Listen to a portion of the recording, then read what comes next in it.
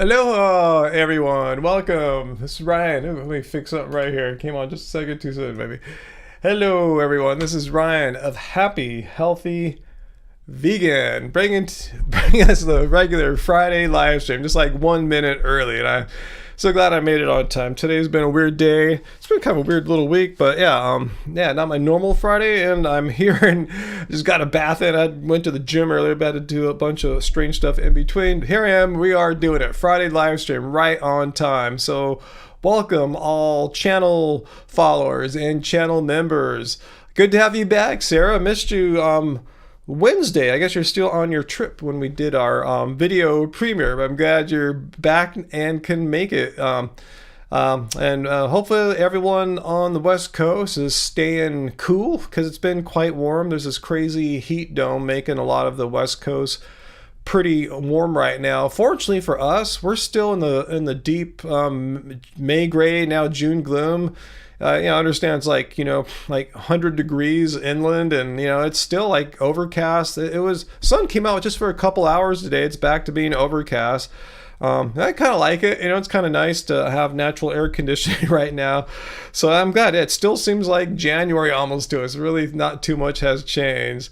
Let's see, how was it for you, Sarah? The coast was super nice. 60 degrees, came home to 85. Yeah, today right now it's 71. I don't think it got higher than like mid 70s today. So yeah, like really still spring-like weather here. But yeah, we're doing okay in case you're wondering. But yeah, pretty hot in Victoria. Yeah, I know the whole West Coast except for Southern California along the coast. That's where it's at. I saw even like Marin County is a lot warmer than here right now, Sarah. So yeah, we're in the right place right now. I'm glad. I even though I've been complaining about the kind of like prolonged coldness here, I don't want to go straight to a freaking heat wave. I just want like normal. For what's this time of year, it should be like 75 or something like that. So yeah, this is usually a nice time of the year before the heat waves kick in, before summer fully gets going. Yeah, spring and fall are often some of the most pleasant times to be in California, particularly Southern California. But anyway, enough of me blabbing on about weather. I'm sure that's why none of you guys tuned in. And Peter, it's cool. I'm glad you went to the that expo. I'm glad, and you met Dr. Greger. So let me ask you: did you accost him and angrily challenge Dr. Greger to a debate, or else? And did you pound your chest when you did that? Just curious if you happened to do that, because I understand that some vegans do that when they meet Dr. Greger. So I'm pretty sure you didn't do anything like that, Peter, because you're a civilized, decent human being. But anyway, you're a weather geek too, Sarah. I'm a weather geek too. Yeah, between my weather apps and I was checking the weather on my watch and watching the. Fortunately, I live in a big enough city where I can just look on YouTube. Since I don't have television proper anymore, I just find the local weather forecast from our major TV stations here, so I can always see what they're saying. I check all my weather websites. I have a surfing website. What's it called? Wavecast. He's a weather and surf forecaster that lives in Southern California, and he gives weather forecasts in addition to the wave forecast, the surfing forecast, 3 times a week: Tuesdays, Wednesdays, and Sundays. So I'm always checking him. Who's that weirdo I follow on social media too? No, it's not Weather Underground. I forgot. California. Shoot, I forgot. It's this maverick weather forecaster, but he's usually right. He's a proper meteorologist, and he always makes fun of the National Weather Service for being too conservative and not seeing what he sees. Gosh, I don't have any of my spare social media apps open right now. But anyway, I'm a bit of a weather geek too. So anyway, let's see what you guys are doing right now. If anything you want to ask me, actually it's pretty much all channel members right now. Oh, Nikki, your brother's not doing well. Well, what did I miss here? Let me see if I can scroll up a sec here. Let's see. Oh, wow. One of your brothers is in the ICU with pneumonia, but stable. Wow. Yeah, Nikki. Yeah. Best wishes to your family right now. Yes. Hope your brother's pneumonia is, stable's the worst that he experiences there. Yeah, being ill is no joke, man. Health is something we just, don't take, I'm sure most of you guys, don't take it for granted. Yeah, wishing him a speedy recovery, as Rat says. And I see Diablo Sal, you've been a channel member for 15 months. Wow, you're hardcore, long timer. Thanks, Diablo Sal. Diablo, I think I'm pronouncing your name more or less correctly. And Metalhead has had pneumonia 3 times in your life, and it sucks.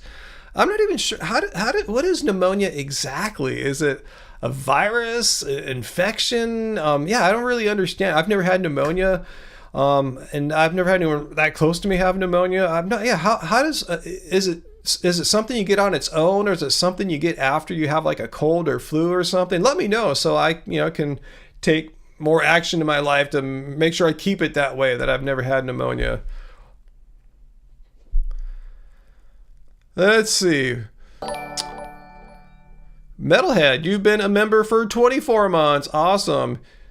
And you wore the same shirt in a vegan restaurant once. Awesome.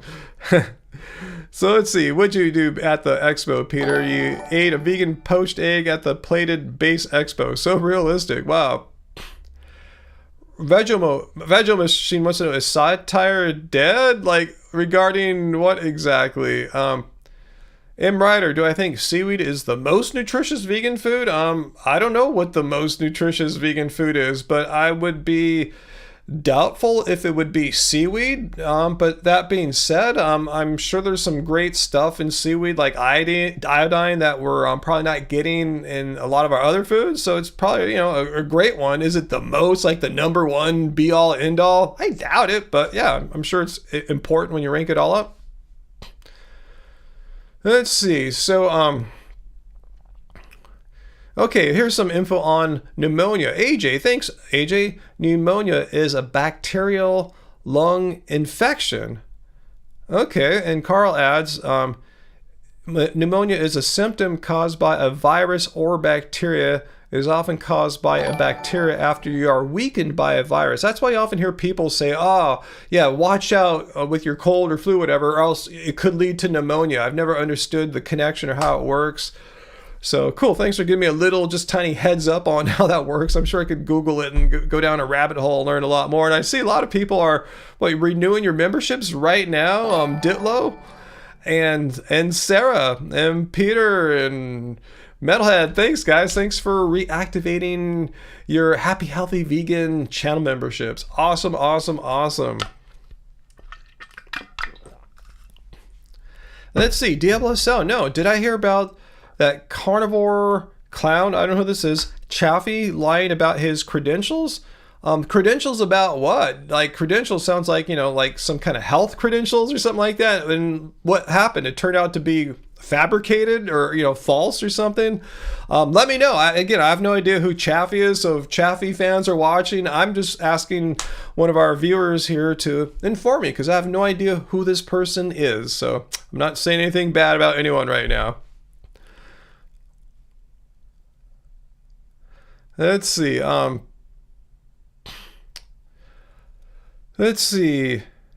Hippie Easta says you don't have a spleen and you get pneumonia shots every 5 years. Shots? Is it what's a pneumonia shot? Is there some way to like a what's that called? What's that called? Where you vaxxers? Is it like a vaccination? Is something that like helps you or decreases your chances of getting pneumonia? Let's see. Oh yeah, Sarah, on your trip, let's see where you ate at. In addition to the 2 vegan restaurants, awesome, that you found in a tiny town on the Oregon coast. Another brewery had vegan cheese for pizzas. Yes. Oh, what town had these? What's this tiny town on the Oregon coast that had vegan restaurants? So you can help us out if we're all traveling. We'll remember to keep those towns in mind. And AJ, thank you for the weekly cult dues. I saw someone post on Facebook like the definition of a cult. I'm reading it off and like, nope, we're not that. Ooh, we don't do that. Maybe this one a little bit, but yeah, we don't fit the definition of a cult. But we're a cult in spirit, AJ. So thanks for the cult dues. If anyone wants to pitch in any other cult dues, that's cool. If you just want to use your channel membership as cult dues, all good, And this is a cult where you don't have to pay. So if you don't want to be a channel member or leave any super chat tips, I'm never going to force anyone to pay to be a part of our vegan cult here. It's a free cult if you like. Wally has a great question here. Why would vegans, I don't know, why would, when you lump in vegans, you know, it sounds like we're all in agreement on everything, 100%. Like, let's see. I'm already having some red flags, Wally. Why would vegans do prior to civilization when supplements weren't available? Well, there probably weren't vegans prior to civilization. Veganism is a stance against animal. I'll get back to you in a second. Well, I want to thank Happy Easter for our second super chat cult donation of the day here. Thanks, Hippie Easter. Much appreciated. Thank you for your support. You and AJ so far. Thank you, guys. Your 90-year-old mother can't wait for your vegan chicken salad and soup. Hey, if you got something to do, go for it. But let's put Wally's comment up here for all to see, Wally. So don't worry here. I'm just going to put you up on the wall here for 1 second. In the meantime, you can familiarize yourself with our basic rules of being civil, being cool and chill. And as I make those disappear, here goes your... Oops. Literally billions of insects. Wrong one. Cruelty free. Oh man, I'm losing my... There it is. On this board for all my classes to enjoy, giving you full credit, of course. Dude, let me do that one more time. That was bad. I haven't pasted anything on the wall for a while. I'm going to leave your words on this board for all my classes to enjoy, giving you full credit, of course. All right, so again, good question, Wally. I'm not here to make fun of you or anything like that, but what would vegans do prior to civilization when supplements weren't available? Well, why would anyone prior to civilization have the ability to go vegan? Because veganism, let's show Wally what veganism is. So let's all get ready for that. It's a stance. Oops.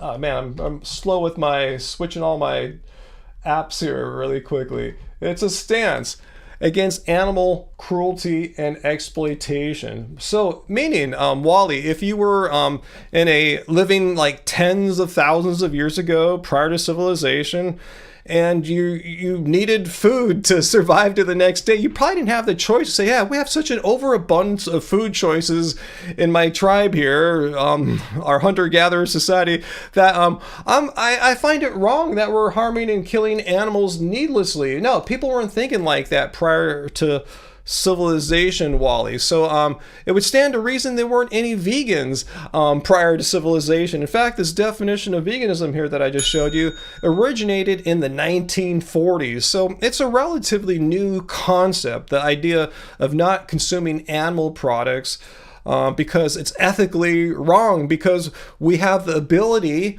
the food systems are in place where we can choose other foods instead. So prior to civilization, I would say there are probably no vegans, Wally. What do you think about what do you think about that idea, Wally?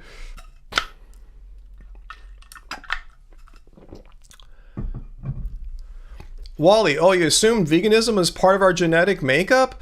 Where do you get that idea, Wally? Again, I'm not here to make fun of you, but veganism is a stance against animal cruelty and exploitation. I mean, where in here do you get its genetics or something like that? That's not, no, it means that we find it morally wrong to violate an animal's right to be alive and just do its thing, or breed it into existence for a life of exploitation and cruelty only to be slaughtered. Why cause so much harm and pain and suffering and ultimately death for animals when you can choose to eat plants? See, that has nothing to do with genetics. I'm not sure where you got these idea that veganism is something about genetics. If you have something to share with me, I'd love to hear, Wally, how veganism is genetic or something like that, because that's a new one to me, and I've been vegan since 2010.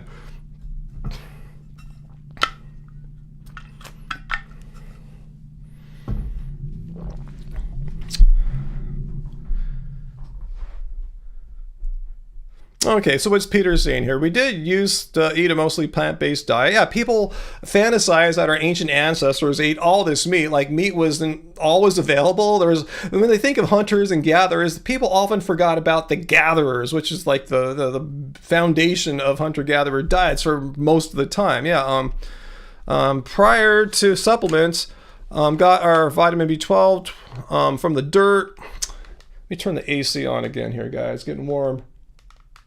All right. Let's see. Wally, I see. I'm not used to this argument from vegan. It's not an argument, Wally. I'm just simply showing you the long-standing definition of veganism. First one I'm aware of, and this definition traces back to the 1940s. If I scroll further down on the page, you can see the exact 1948 or 9 definition. Just something like the. Let me just scroll there so I'm not messing it up at all. Hang on one sec. Right here, the principle of the emancipation of animals from exploitation by man. That was uttered in 1949. And since then, it's expanded on a little bit. But the basic idea is there, is humans, stop exploiting animals. Stop treating animals with cruelty and exploitation. So I'm not sure if you're saying you're not used to this argument from vegans. This is what veganism means. So if you're talking to vegans, Wally, that say vegan is genetical or something like that, well, I'm not sure what they're going off. Maybe ask them if they believe about animal cruelty and exploitation, because that's what veganism is. If there's some evidence that we're genetically vegan, show it to me. I'd love to see it, but I've not seen any evidence that says we are genetically vegan or something like that. Maybe it's true, maybe it's not. I have no idea, but that's absolutely irrelevant because that's not what veganism is about, Wally. Okay, so Wally, I see I'm not used to this argument from vegans. I tell you it's not an argument. I'm just repeating a long-standing definition. The moral component I thought was supplementary, not the driving force. No, that's what the moral component is what veganism is. All the other stuff is nice, like the environmental benefits, many health benefits, stuff like that. That's great. You know, I'm not saying those things are bad. They're awesome. But veganism is not an environmental movement. It's not a health movement, even though it's good for the environment and can be good for your health. Yeah, you could be a junk food vegan and not really get any health benefits. In fact, make your health worse compared to maybe what you're eating before. Who knows? So anyway, Wally, thanks for coming by, and maybe we educated you about veganism. Oh, okay, see, Wally talking to AJ. What did AJ say? Wally, the moral component is primary. So Wally wants to know, okay, I see. Aren't you worried about harming yourself potentially? Harming ourselves in what way, Wally? What do you mean harming ourselves? Like if I bite a carrot, I might choke on it? Like, what do you mean harming myself? You know, if I pick a banana and eat it, I'll drop the peel on the floor, slip on it? Like, how would I harm myself by eating a balanced, well-planned vegan diet, Wally? I want to make sure I understand what you're asking. How would I harm myself by eating a well-planned and balanced vegan diet? You're asking me questions there, Holly. Wally. Anyway, I want to, just answer my question. You asked AJ, and you're asking me too, indirectly, how am I worried about harming myself? What harm? Choking on a carrot, slipping on a banana peel? How would I harm myself eating a balanced, sensible vegan diet?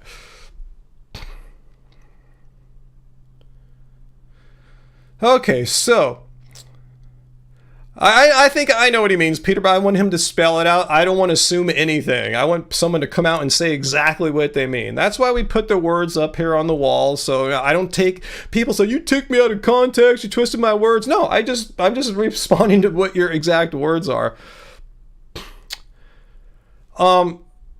Well, you admitted that a vegan diet is not what humans were intended to eat. I didn't say that. I said I've seen no genetic information that definitively proves that humans were meant to be vegan. Likewise, while I never said I've never seen any genetic information that proves that humans were meant to be not vegan, to be meat eaters. I've never seen any genetic evidence to say that humans were intended to be one or the other. So just let me know, how am I harming myself as a vegan? What is your concern? That I'm choking on carrots, that I'm slipping on banana peels? How would I be harming myself as a vegan? What is your thing? What is your worry here?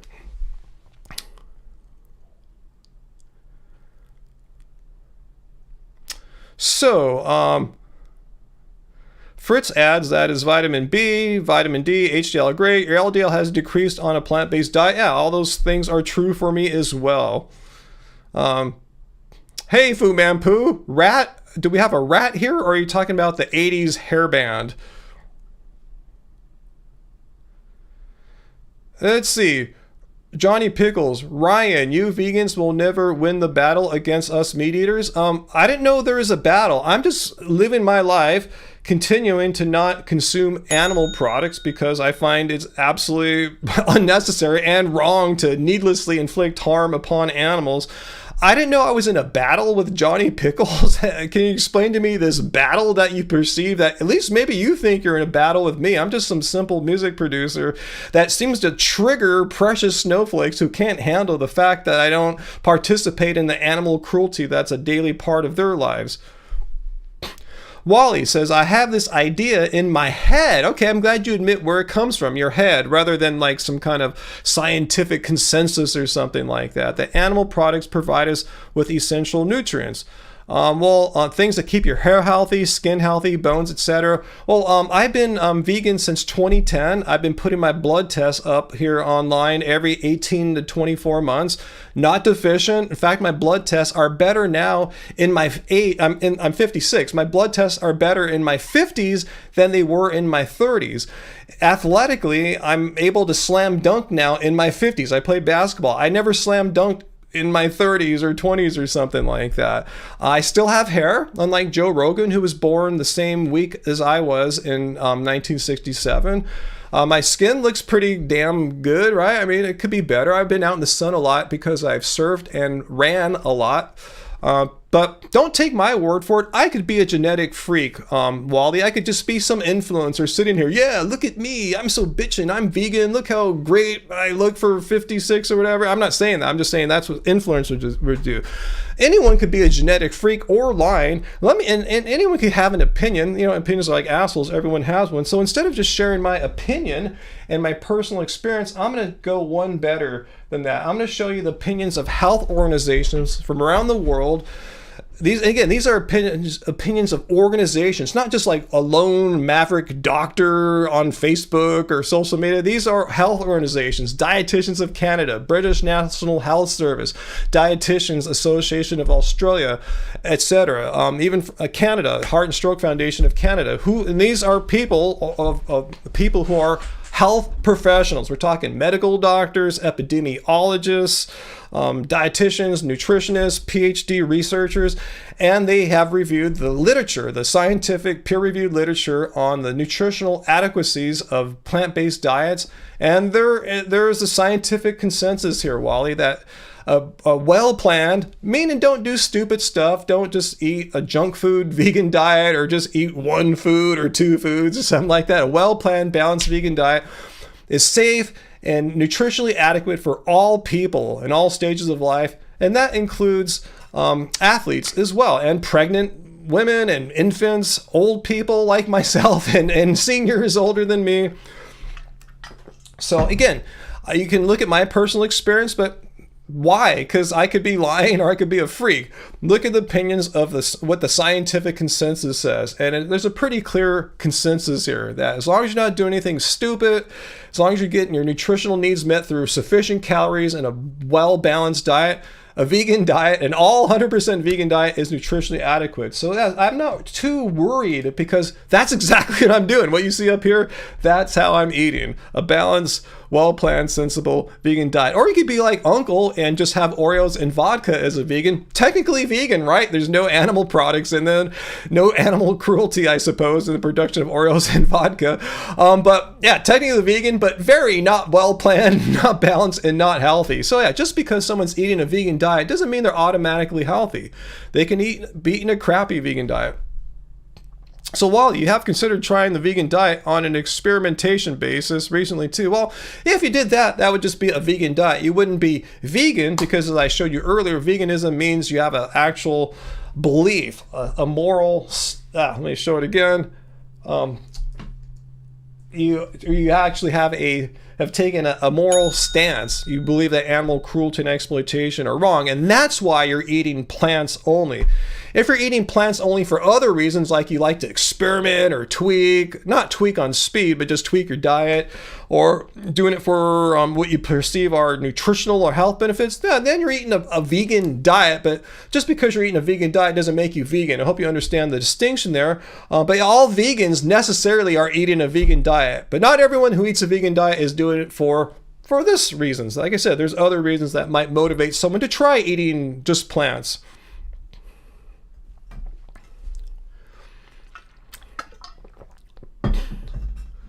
Graven, plants haven't healed you. Well, I'm sorry to hear that, Graven, but yeah, again, plants, they're your reason to eat plants is that it's because they are the only foods that are available for us to eat if you believe this stuff here, that animal cruelty and exploitation are wrong. There's no promise of like healing, even though a lot of people have improved their health with a plant-based diet. But yeah, some people like you, Graven, if you didn't have any health gains, I'm sorry to hear that, but that's not what veganism is supposed to deliver. It's for animals. It's not for our benefit. But on a personal, selfish level, I've experienced many benefits from eating plants. And I know a lot of you guys have too, but that's not what veganism is about. For me, I'm just stoked. That's like a side benefit. I got into it because I didn't want the animals to have to die every day in order for me to continue existing on this planet. But yeah, sorry to hear that, Graven.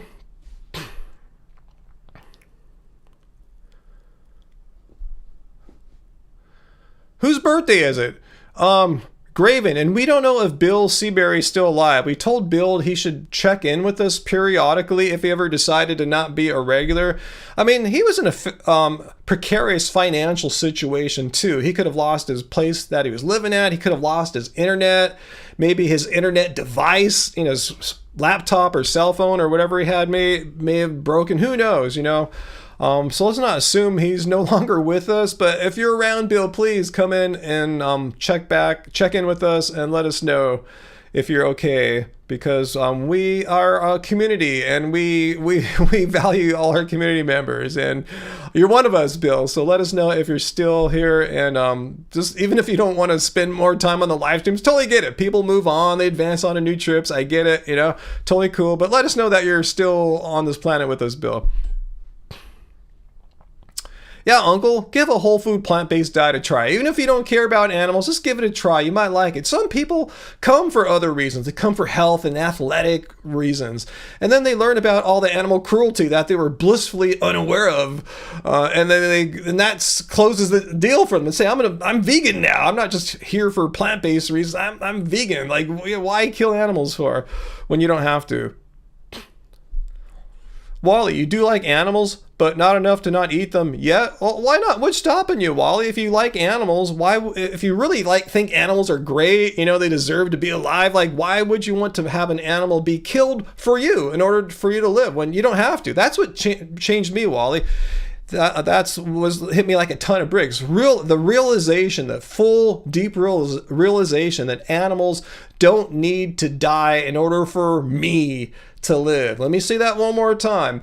Animals don't need to die in order for me to live. I could eat just plants, and if I want to, eat plants in a healthy, well-balanced way, like I showed you those health organizations recommend, and be alive, and not only just kind of barely get by, like on the edge of deficiencies and death and lose all your health and athleticism. No, be thriving. There's professional vegan athletes, and I told you, my little old me, slamming in my 50s, slam dunking in my 50s, and competing at a pretty high level still in basketball in my 50s. So, Bill, you're here. Bill, you do check in now and then. And just heard Ryan, things haven't changed much. I have kidney stones, so I'm dealing with those. Sorry to hear that, Bill. And I've known a few people who have kidney stone issues, and I can imagine how horrible that is, because they tell me it's some of the most painful stuff they've ever experience. So thanks for letting us know you're with us here, Bill. I was pretty optimistic that you're still with us here, and I knew there could be, dozens of reasons why you haven't been on the live streams that didn't involve you passing away or anything. So thank you for checking in and letting us know that you're okay. And I'm glad that you're with us still, and my suspicions were correct. And I'm sorry to hear about the kidney stones though, Bill. And I hope it's not too painful for you and you get through those soon.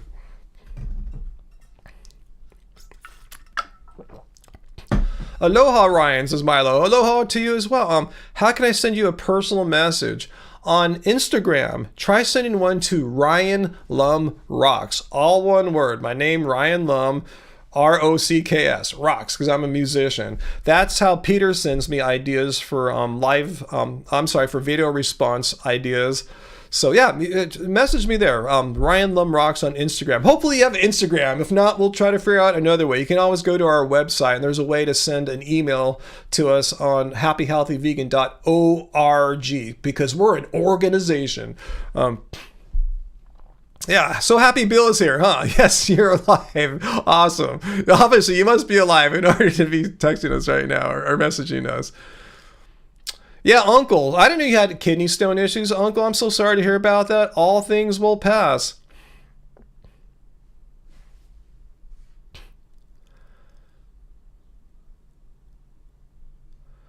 Jesse, 12 string. Hey, Jesse, it's nice to know this vegan community, ours here that we created, my little cult here, cares enough to check in and make sure we're not dead. Exactly, because I care about you guys. Even though I've met very few of you guys, I do care about all of you guys. I really do, you know? So, and I'm sure I'm not the only one that feels that way because we're a community. So, awesome.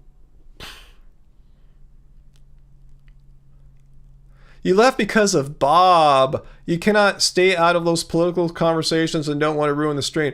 Have you figured out how to block them? Can anyone remind? I know Graven and who else was it? I think it was Dr. Bear. Maybe AJ as well have found a way to block Bob's the ability to see Bob's comments.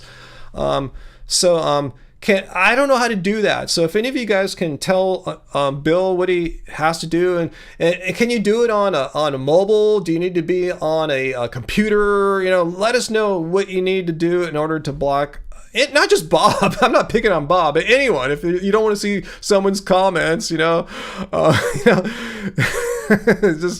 let us know how to do it. Yeah, Fritz has done it too. Yeah, it seems like a common thing here. So if that's the thing that's making it too painful for you, and there's nights where I keep Bob on a really short leash. I think last week I timed him out like a couple times because I just was not in the mood last week. I forgot why I was so pissed off. I think I was just exhausted last Friday. I just had a really short fuse and was not putting up with much bullcrap. No malarkey. It's a hippieista. You are 60, and your cardiologist told you Monday that your EKG, which is like read your heart level signals, right? Was stone cold perfect. Awesome. Good news. All right, here's some tips on how to block anyone, Bob or anyone who you don't want to see. So she's saying, Bill, click on the person's name and then click block. Do they need to like right click or shift click or something like that, or just regular click? Let us know what the technical exact thing is. Okay, Fu Man Poo says, touch his comment, or put your mouse on his comment and press the block option. Huh? I know you could do that.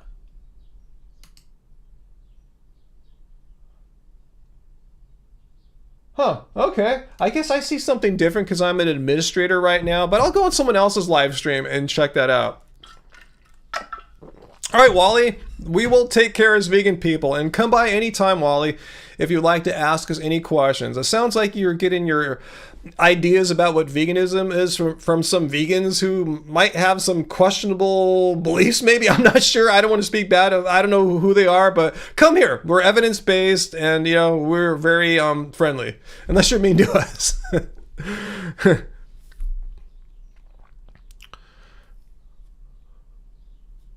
So Samuel, you're 60 and you have kidney stones, but you're lucky. You never consider them a problem because they don't hurt at all. That's good. I know some people where it says like passing a child or something like that. So I guess it's different from person to person. Okay, Johnny. Hey, Johnny Bravo. He's given his instructions or tips on how to block. So on a cell phone, you have to hold down the comment. I see. Okay. Thanks for everyone sharing all your tips on how to block someone. Jessica says, if I accidentally tap a sentence from someone, it gives me a thing called click, block, or report. I was afraid I might have accidentally click blocked a few times. How do I unblock if I did that? I don't know that. Any of you guys have tips about that? That is kind of a scary thing. Like, ooh, what if I doing it to blocking the wrong person? Like, say you block Sarah or something. That would suck. AJ says, counterpoint, I don't have Bob blocked because I find him entertaining. At times he can be, right? You know? Peter asks, anybody watching the series Planet Vegan? I think you told us about that last Friday, and you know, my vegan brain fog brain, you know, forgets things. Now I'm just old and busy. A lot of stuff's going on. Refresh us about what you were talking about there. What kind of show is it, and what streaming service I assume you're watching it on? Okay, Bill said he knows how to block, but doesn't like how Bob takes over the stream. Okay, thanks for pointing that out, Sarah. And I've made, let me know, guys, if he's taken over a discussion. I've caught him a few times. I go, Bob, I know what you're trying to do here. You're trying to say something provocative in order to provoke me and others and try to take over the stream. You're trying to hijack what we're talking about and make it about you. You want to become the main character, and you want us to talk about your thing by provoking us, throwing some weird political thing at us, or that he thinks or knows will probably get a response or reaction because it's so outrageous. So we will not do that. We'll not allow. I know his tricks. I know the type. Yeah, I tell you, I used to be a teacher a long time ago. I know what kinds of shit people try to do to, you know, to make it about themselves. I will be on the lookout for that, and I'll be more cognizant of these blatant attempts, and I see them happening, of trying to, like, you know, him trying to become the main character and taking over the live stream. So you got that, Bob? I know sometimes you watch after the fact or you come late, but please don't do that, okay? We're aware of that. I'm aware of that, and if you want to be just a normal person like everyone else here, basically, and talk about things in the flow of what we're talking about, the context of what we're talking about, and not try to intentionally provoke people with your personal beliefs that you know are going to provoke people. We just don't want that anymore. Okay, Bob, please. You know, you've been doing it for long enough.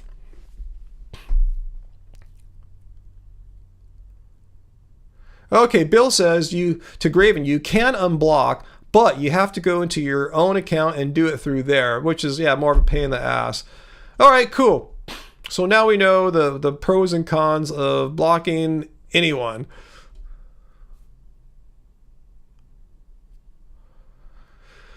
Fu Manpu, painkillers? Tell us about these painkillers. Your favorite pharmaceuticals? Okay, which ones are you taking? like codeine or something like that? Vicodin? Wow, you're doing a water fast, Bill. So your inflammation is also improving. Great. Sarah says, I don't have Bob blocked yet. I was leaving that possibility open. Well, hopefully none of you guys from this day forward will ever find yourself wanting or needing to block Bob, because I told you I'm going to make a point to do all that stuff I just talked about, and you guys hold me accountable.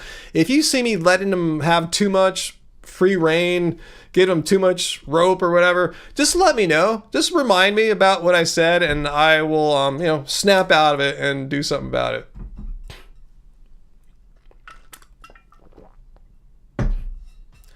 Yeah, Johnny, that's what a normal, non-trolly, non-intentionally provocative person should do, you know? I'm going to read Johnny's post here verbatim. I don't like to discuss my political beliefs unless I'm super close with you or know you personally, rather than in a public forum with dozens and dozens, you know, of people that you've never met and are not close to. But he knows what we're like here. You know, he thinks we're all like radical leftists, communists or something like that. So he tries to provoke us that way. And I'm not radical leftist communist, just saying. Yeah, Sarah. Yeah, thank you. I wish others would do the same. Yeah, me and Sarah, fully agreement with you there. Yeah, where is Dr. Bear? Dr. Bear is, I don't know, probably with Mr. Bear right now, I'm guessing. And it's at the end of the school year, so maybe Dr. Bear is busy with graduation-related things, you know, who knows? We'll ask her when she gets here, hopefully tonight later. Hello, Emily.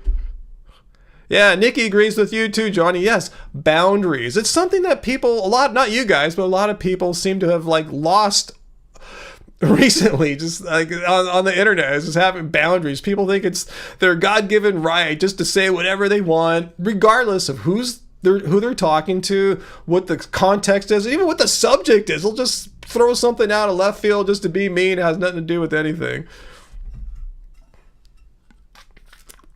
Yeah, Johnny, amongst your homies in the military, for sure, it makes complete sense. But not coming on here and just saying how you just ranting about groups of people you wish didn't exist or something like that, and not a place to do it. You're a radical leftist hippie, so awesome. Yeah, Graven, political stuff affects us all, but it's having political beliefs is one thing. We all pretty much have them, right? But coming here intentionally to provoke us via stating your political beliefs with the intention to provoke us is not what this live stream is all about. So that's what we're saying here about Bob. Yeah, politics is real, but Bob knows very well what he's doing. He's not stupid.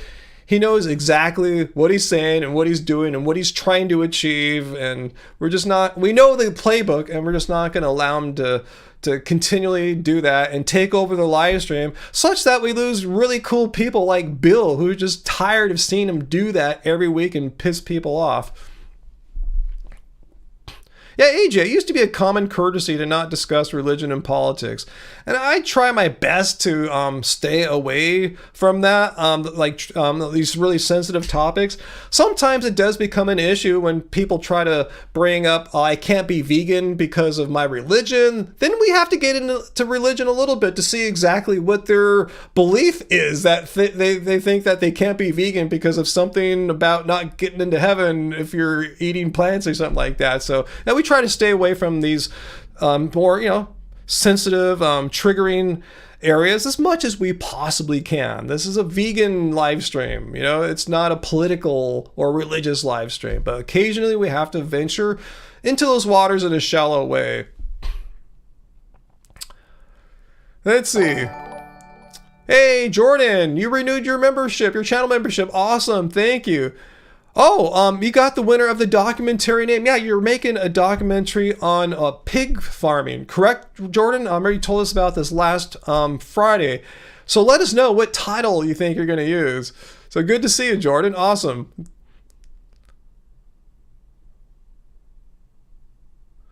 Johnny says, nobody here knows your political affiliation as far as you're aware. No, probably not, because most of us don't just blurt it out like Bob does, right? Or throw out so many like propaganda talking points that it becomes painfully obvious that what your political affiliation is without ever stating it explicitly. Yeah, we're all wondering, what's the name, Jordan?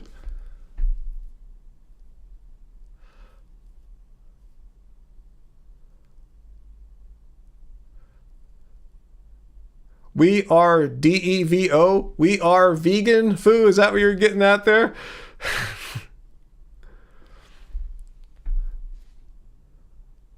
Let's see. Peter, I don't know what it is, but for some reason, every celebrity now announced that they're political or their political beliefs. It wasn't like that when I was a kid.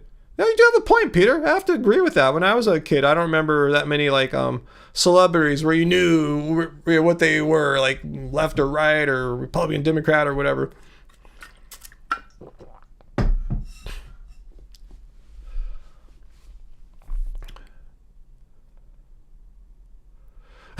Green Party. Yeah, maybe that's what Johnny Bravo is, Green Party. I don't think he'd be Green Party, but yeah, don't tell us, Johnny. Let's see, I'm still waiting Jordan to tell us the name of his, let's see, the winner is, oh, I forgot to mention, whoever wins gets to be named in the credits. Okay, well, tell us, what's the name of your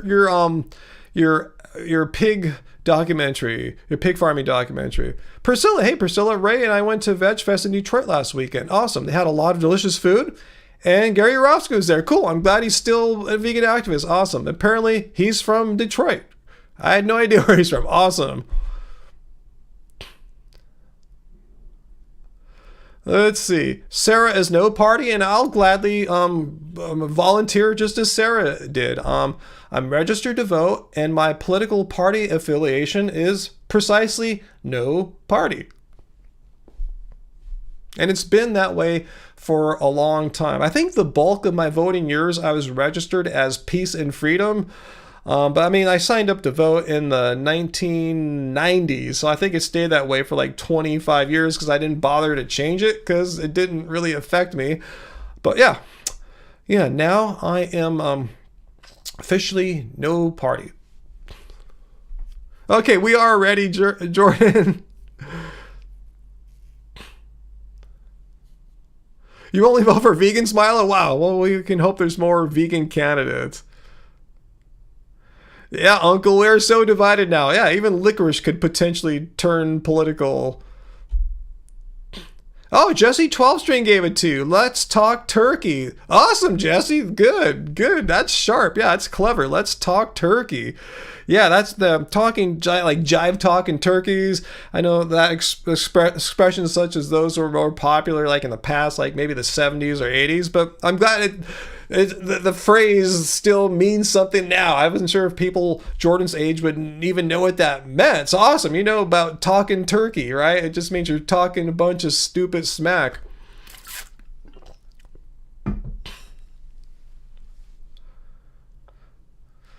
So Jesse, do you want your name to be in the credits, Jesse? Yeah, we'll see what Jesse says. Dr. Bear, we were just talking about you. Not in a bad way, we were just saying, hey, where's Dr. Bear? I said, Dr. Bear's probably busy. Like graduation's been happening, you probably got a lot of stuff going on. Or you got Mr. Bear too, instead of hanging out with us weird cult members on your Friday night.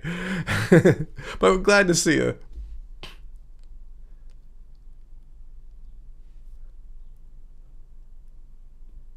Hippieista, you're glad in Texas you don't have to declare a party. I don't think you have to in any state, right? I mean, I just took it for granted. Here in California, you don't have to be, declare a party to be registered to vote. Do any of you guys know, is that true elsewhere? Like, yeah, you just verified that's true in Texas. Let me know if you know if that's true everywhere. I just assumed it was, but yeah, you're right. States have their own way of doing things sometimes. Who knows?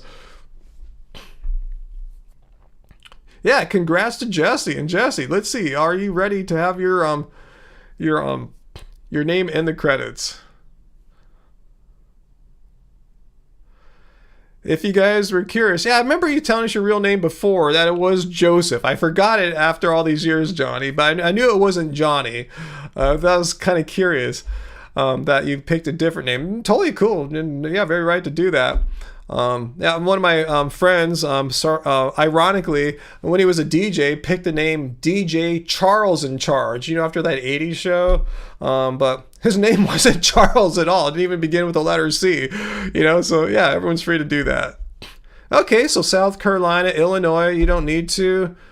Sounds like it's probably not a requirement in any state. Maybe it's a national thing. Since it's voting, I can see how the federal government probably won't let states make these decisions because, voting on a national level for presidents and stuff like that is a national thing. So maybe they all have to be on the same page when it comes to allowing people to have no party preference. And it seems like in a free country, you should be free to say, I'm affiliated with no party. I just want to be independent or no party.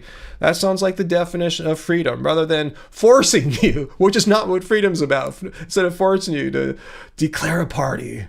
Anyway, T. Jones. First of all, I don't write lyrics, T. Jones, but good question. But no, we've never really, I can't say in either of my bands in all these decades, written songs that make a direct political statement. Now, our songs are about usually escaping from this world. Not escaping like an ostrich sticking its head in the sand, but just an escape from your everyday kind of life world and getting into some other thing, some world of transcendence or beauty or depression or reflection or introspection. See, all those things really don't have anything to do with the Democrats at this or making a political statement about something. No, we're not that kind of band. That's never been my kind of art form that I personally am about or relate to. I can appreciate others who do that. If that's their wheelhouse, that's cool. I'm not knocking. I'm just talking about my thing. I'm all into like, I'm trying to make beautiful music that's going to make you cry. Not because of a political thing, but because of some of the beauty or sadness of it. Fu Man, you were in a punk band called Tweaked? Sounds kind of familiar. Was it popular in any way, or is it just some guys jamming in a garage? Let me know. I have no clue. All right, so Jordan, you are going to put Jesse's name in the credits? That'd be awesome. Let's see. Peter, did I see there's a new report that says plant-based diets can reverse Alzheimer's diseases? No, did Mike the Vegan just make a video about that or something? No, I haven't really seen that yet.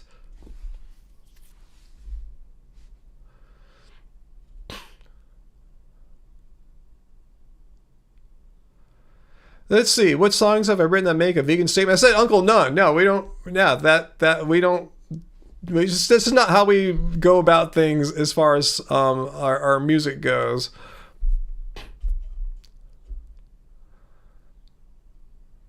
Oh, I'm sorry that you think that way right now, Graven. That the world is trash and nothing means anything. It sounds like you might be in a dark place right now, Graven, and my compassion to you. Yeah, I agree with a lot of what you said, though. I mean, a lot of the world, I wouldn't say all the world is trash, but there's so much pain and suffering and exploitation and grief in this world. I think Buddhism, for me, helps out a lot with that.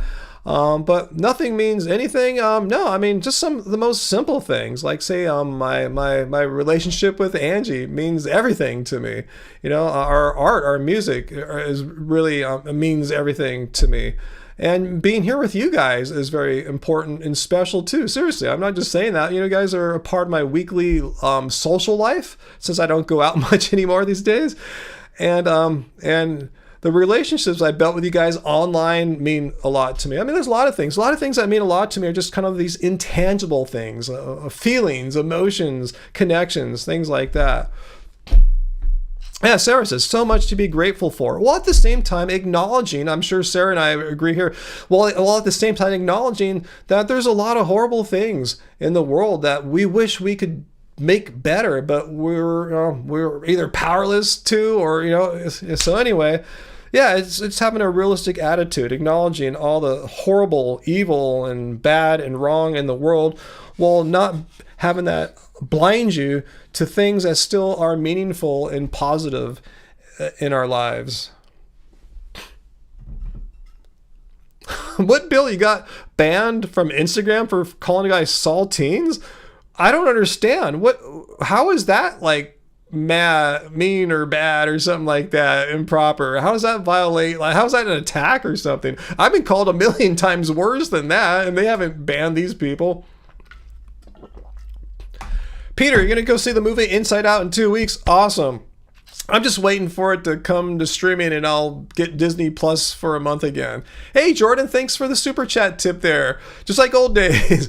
Reminder, if you want to make a video explaining the turkey industry or explain how turkeys are amazing creatures, that would be amazing. Yeah, thanks for asking. What kind of time frame do you need this by, Jordan? Like, how quickly are you moving? Because it'll take me a little bit and to make a little something for you. So let me know what kind of time frame you're looking at. Like, can I give it to you in a week or two or something like that? Let me know or a month. Let me know what works for you, Jordan. I don't want to delay you. I would like to help you, but my schedule's pretty just kind of hectic at the moment. But I'll make some time for you, Jordan. Thanks for the tip. Sarah, there's good and bad. It all goes. Mm-hmm.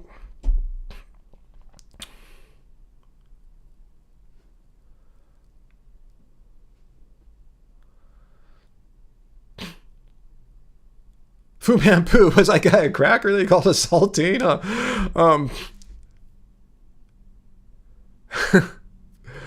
Anyway,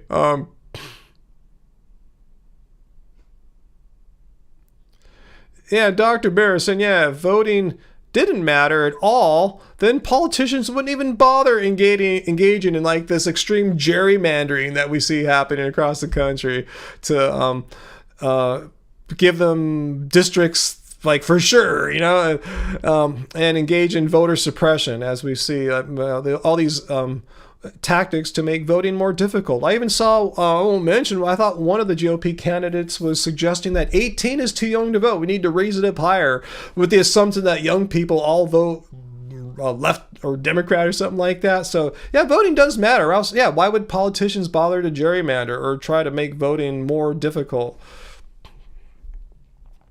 And again, I'm like Taylor Swift. I'm not telling you who to vote for or anything, but vote. It's our right as citizens. Exercise that right. Vote. Make your vote known.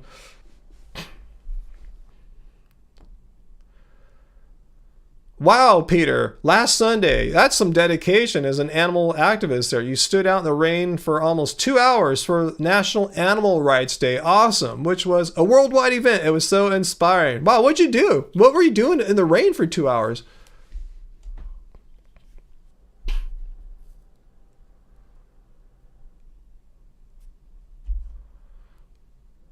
For the tip. Okay, Jordan, thanks for the tip. You don't have to add any music, but by June 30th. Okay, June 30th. Oh, that's plenty of time.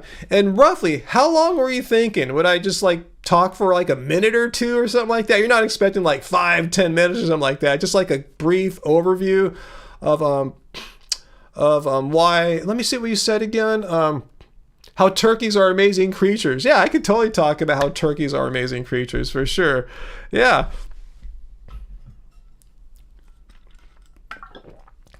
Bob's here. Hey, everyone. Voting is important, Ryan. True. Yeah, so I said, just vote. Yeah, not telling you who to vote for, but vote. Make your voice known. Make your voice heard.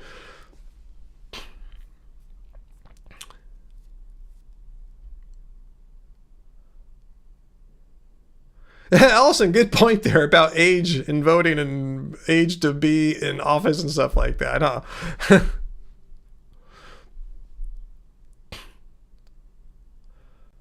Oh, Bill, yeah, caps lock. Yeah, I have a setting in Streamlabs, which is my video streaming software that I use to do these live streams. I have a setting in there that flags or takes down all caps posts. Usually because, some troll is trolling in all caps. And unfortunately, sometimes good people like Bill and others get caught up in that. And I apologize, but I think it's the best compromise I can do here. Okay, Jordan, it's you want me for 1 minute, just me talking, nothing extra. Okay, Jordan, I will get you something.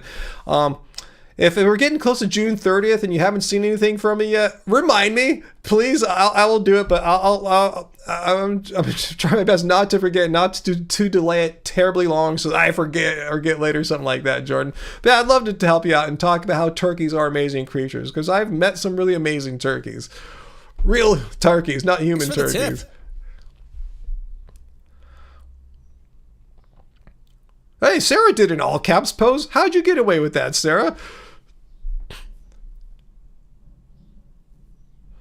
Yeah, live mercifully. I've seen you and Dr. Bear having a peaceful, friendly discussion there about voting. Yeah, if you, one of you guys feels like voting is useless, that's your right as a citizen as well. It's your right to not vote. So if you don't want to vote, if you feel like voting is wrong or useless or doesn't really matter, that's your belief. That's your right to have that. And as a free citizen, as a free country, exercise your right to not vote. It's all good, but if you don't have that belief, then get out there and vote. If you think voting matters, get out there and vote.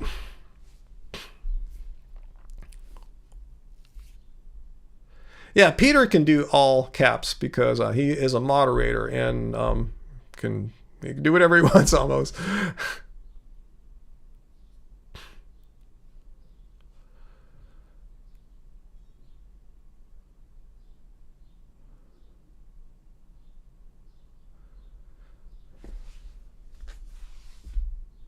I see some people's offering advice to Graven about for improving mental health issues, speaking with mental health professionals like psychiatrists, and they're not all the same. They're not all it's hard to it's like people say, you vegans, no, we're a diverse group of people, different beliefs, different specialties, different ways of being vegan.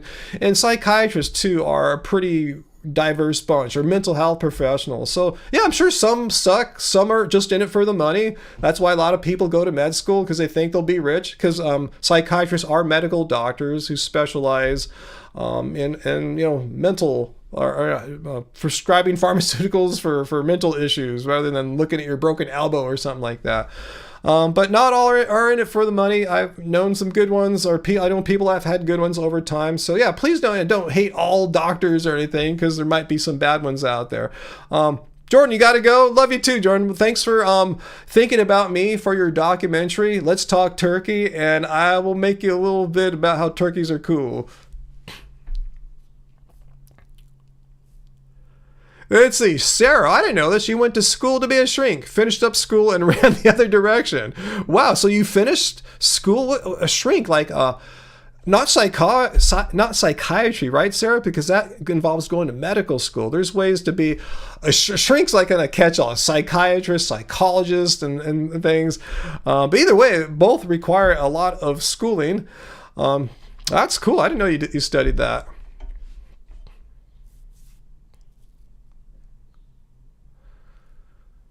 I'm sorry to hear that, Graven, but not all doctors are bad. I've experienced many doctors firsthand, over the past few decades, and yeah, I've met some ones that I think are really like sharp and caring, and I would trust them, with my life, my health. And others I thought were just really. They just wanted to see it quickly as possible and didn't really offer any advice. You'd have to ask them all the questions. You have to have the foresight to know what to ask. And if you don't ask, you're kind of screwed. So I've met many. So there's some bad doctors. It's just like there's some bad vegans. There's some mean, evil, shithead vegans, but it doesn't mean we're all bad, mean, evil, shithead vegans. Some of us are friendly and chill and open-minded.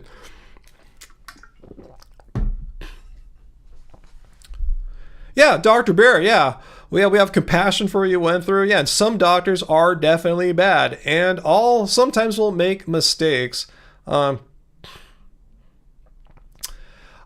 doctor shop, if you had the money to do that. Well, if you have insurance, here's what I would recommend. This is kind of what I've done. If I go to a doctor, if I like him or her, I will say, let's have a relationship, doctor-patient relationship. Let's continue. I want to meet with you. And if I go the first time and I don't like him or her, I will find another one. I'll go to my insurance, say, I didn't like that doctor. I need to make an appointment with another one. And they should be able to accommodate you. I've always been able to do that. Hopefully you can too.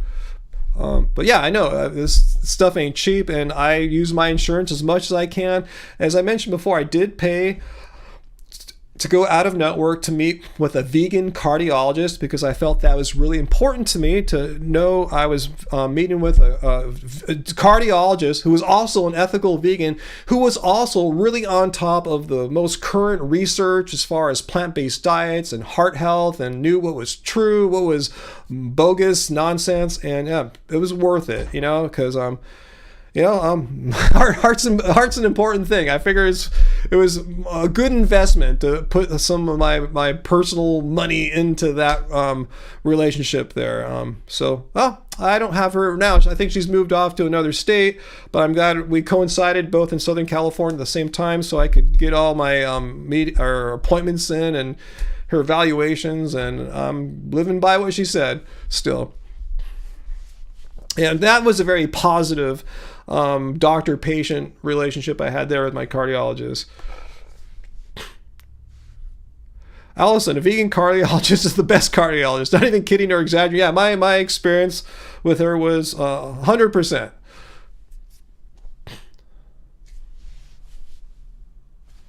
I don't know what Bob said to you, AJ, but I agree. I'm going to read AJ's post here verbatim. It is our duty to vote to elect who we think is right. Exactly. And I agree with that. And yeah, I'm not going to tell you to vote for her, but yeah, I agree with exactly what AJ said there. And she's not telling you who to vote for either. Is VLAM here? What happened? Oh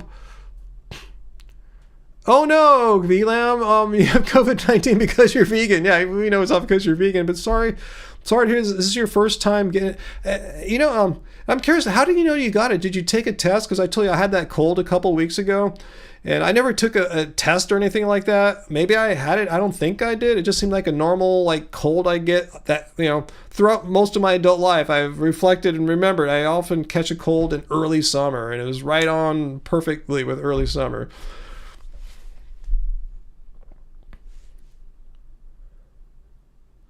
I hope you're feeling better, V, too. Yeah. Mild flu-like symptoms. You'll live. Oh, sorry to hear that. Yeah, I just had cold-like symptoms. None of the classic flu-like symptoms. Milo, non-vegan cardiologists don't have a heart. Blind Bookworm, hey, do you think raw vegans should not call themselves vegans? I believe raw foodists would best be served by calling themselves raw foodists, right? Some raw foodists are vegans. I admit and agree with that. Some are.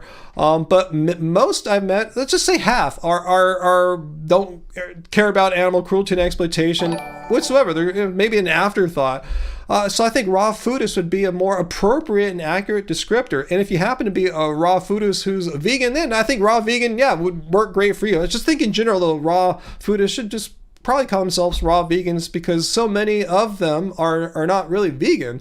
And I'm not saying this in a bad way. I'm just trying to separate a group who's often associated with representing what veganism is. And no, it's not true.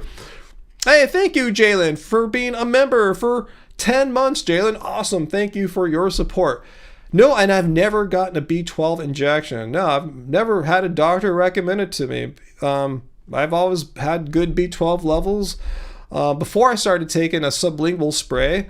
And so, yeah, the sublingual spray is, for me, works well. Some people, I think, have more problems, more issues absorbing B12. And I think for them, I'm not a doctor, but I'm just telling you what my belief is. It could be wrong. I'm a music producer. Maybe for them, B12 shots are necessary or more productive. But for me, the sublingual spray is extremely strong. I got my levels to over 1,000 for a while there, So I started backing it down. I didn't take it every day. I probably shoot it once or twice a week or something. But good question. Good question. Yeah, if any of you guys out there have a medical pro told you that you need to get B12 injections, let us know. I'm just kind of curious if it's because you have some B12 absorption issues, or I don't know, just kind of wondering why some people get B12 shots.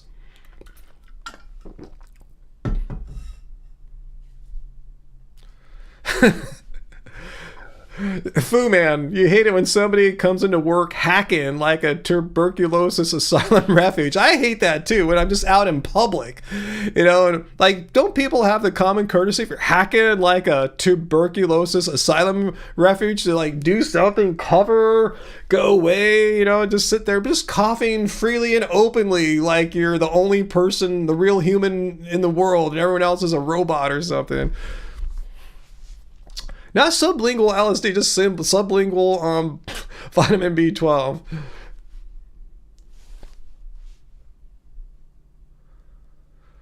Graven, you stopped B12. Why is that? And do you know if when you stopped, if you already had really strong B12 levels? Because if your B12 levels were strong, I'm not a doctor, but they typically don't decay rapidly. It usually takes a long time if you had healthy levels for you to become closer to deficient levels. But again, these are things you should do in a with a doctor in mind. It doesn't even have to be a doctor. It could be a physician's assistant. Just anyone can write a script for you to get a blood test. It doesn't have to be a doctor. Maybe a registered nurse or physician's assistant that you trust.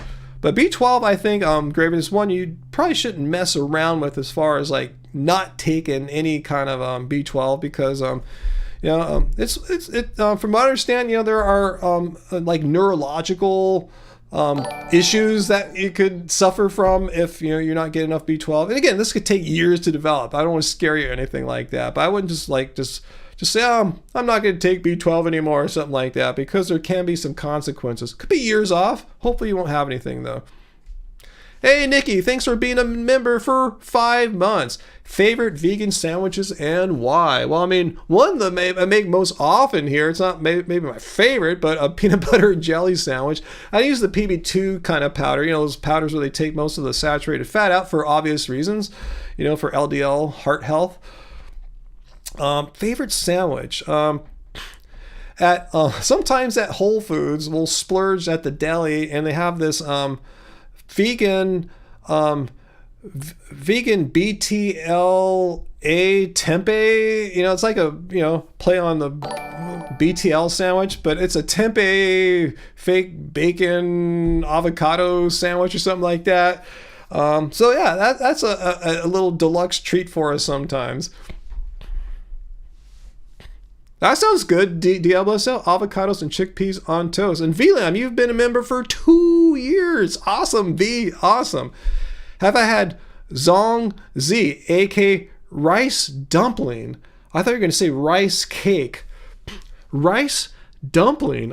That doesn't ring a bell, the name Zong Z. I know a lot of the names of these things, at least in Cantonese, like Shu Mai and oh god, chashu bao, stuff like that.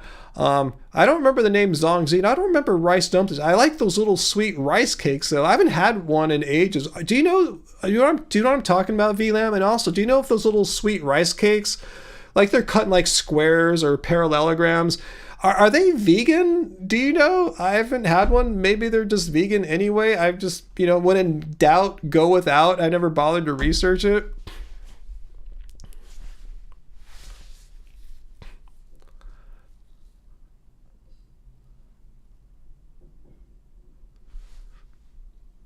I'm glad you guys are all sharing your favorite vegan sandwiches there. Awesome.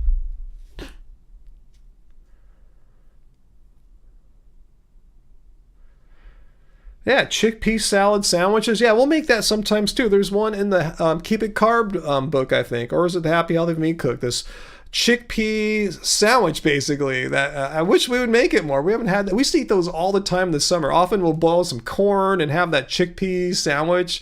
Super delicious. It's summertime now. I've been going to farmers market to get the cherries. Kind of sucks having to get up early and get out and battle the crowds because the parking totally sucks at our farmers market now. But it's cherry season out here in the West Coast. So, I mean, in the Northern Hemisphere. So go out, buy cherries, everyone, if you can, if they offer fine cherries where you live. That sounds good, Milo.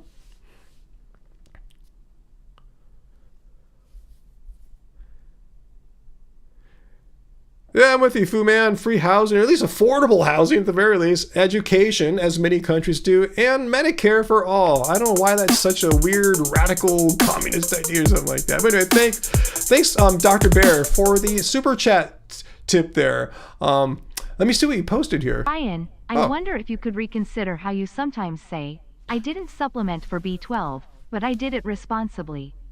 I realized we shouldn't tell vegans that it's responsible to not supplement for B12 until they're so deficient it shows up in a test.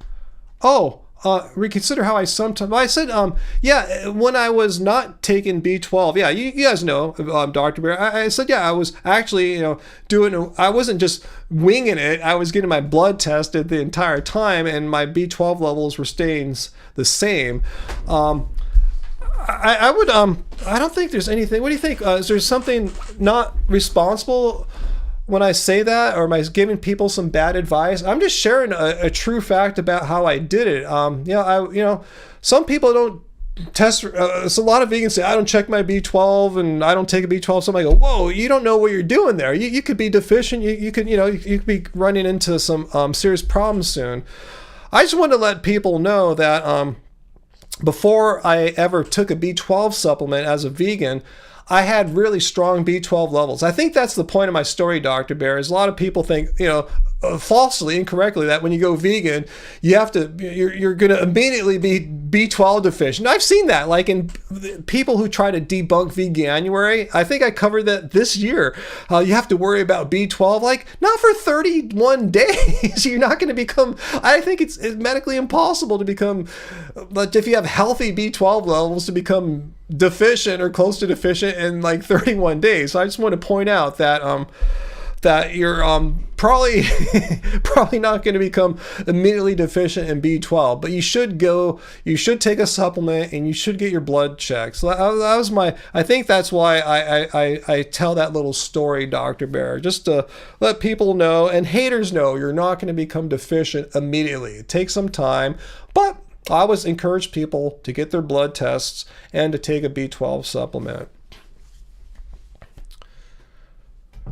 But yeah, thanks for the idea there, Dr. Bear. I'll rethink about how I tell that story to weigh if it has more harm than good in it. I'll think about that.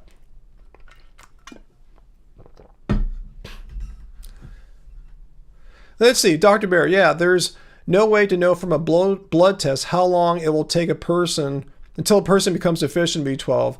What you do is definitely better than if you didn't test. True, Dr. Bear. There is some way, if I understand it correctly, that, like, say if your B12 levels are like mine, like 540 or something like that, mid 500s, deficiency is like around 200. There's pretty much, the way I understand it, no way in like 18 months I'm gonna all of a sudden be like near 200. If anything, I'd drop to maybe the mid 400s or something like that. As far as I know, you can't really deplete it in such a rapid manner. So, but you're all right. Yeah, if someone is low, if they're already like in the 300s or low 400s, yeah, you should be careful. More careful than I was in my 500s. I had like a nice safety cushion there. There's just pretty much no way I could be near deficient by my next blood test and 12, 18 months down the road. You're just saying we should be careful not to imply that it's irresponsible. Not to imply that it's responsible not to supplement B12 as long as they get good blood tests. Okay, I guess that's the implication there. I'll think about it again. I'm trying to weigh out if there's more harm than not. The good part is to tell haters, don't worry, or people who are fearful of going vegan, like these anti-veganuary people are saying, like, oh, you'll be deficient in B12. Like, bullshit. You're assuming you're not already deficient as a meat-eating person in B12. You're not going to go deficient in 31 days from not eating meat. It just doesn't work like that. So I'll think about it, Dr. Bear. Good points. You raise an excellent point. I'll rethink that for sure. Because I do advocate that we all should take B12. So and everyone, Graven, everyone, it's all, we shouldn't be kind of, B12. No, B12 is important. And the thing is, it's relatively easy and inexpensive. You don't have to take a more expensive sublingual one like I'm taking. I mean, hell, I have this cheap multivitamin I've been taking lately too that has a pretty nice amount of B12 in it as well. So it doesn't have to be a fancy high priced item or anything like that. I don't even think the sublingual one's is all that expensive considering how long it lasts. What is it, like $15 or something like that? I think I buy maybe 2 a year. Vegans should also take iodine and choline. I don't take any choline, but you guys convinced me to get an iodine supplement. I got it maybe 6 months ago. I still have it in the fridge. I take it once in a bit, and we eat seaweed from time to time too, so there's some iodine in there. You going, Fu Man Poo? Good night, Fu, if you're still here.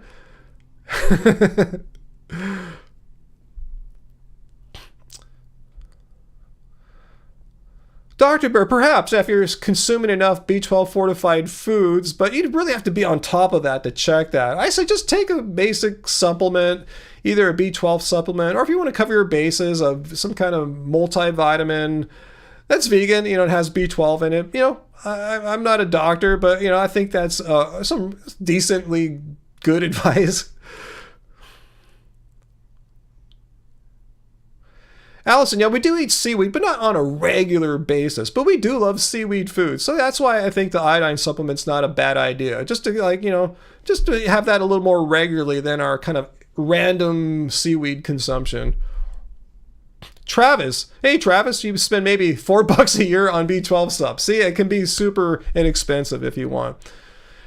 Yeah, Sarah, I'm kind of like you. I don't eat a whole lot of fortified foods. So yeah, supplementing twice a week is a good idea.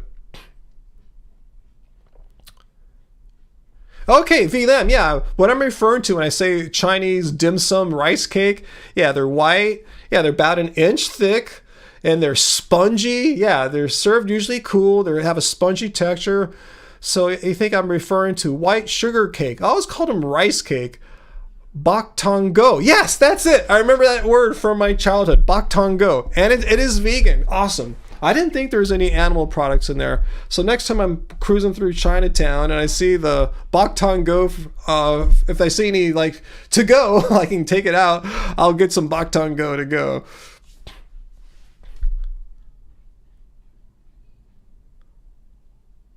Hey, Bill, there's a seasoning called Triple Blend used for iodine.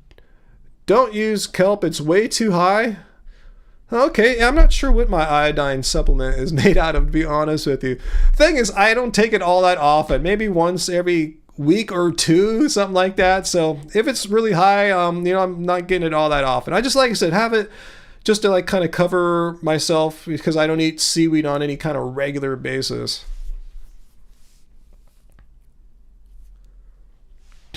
Wow, Sarah, you bumped up your vitamin D levels during COVID. Yeah, 30s is usually where mine like to live at. Low to mid 30s. They did get into like 29, maybe 28 on one test or two a few years ago. Yeah, I wonder what mine are like now because I believe vitamin D is in my multivitamin that I'm currently on. I'm not taking the Vegan Society one right now. So I'll have to double check. I remember I looked when I looked this stuff up when I got it, like a year or not years, 5-6 months ago. I forgot, I don't remember anymore. I'll take a look.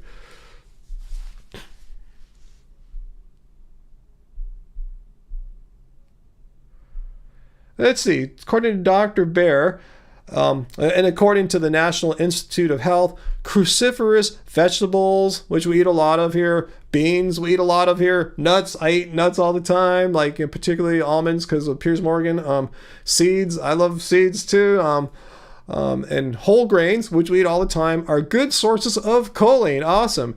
And they didn't say that vegans can't get enough choline. So that's good to know that I'm already eating tons of foods that are just naturally rich in choline. Awesome.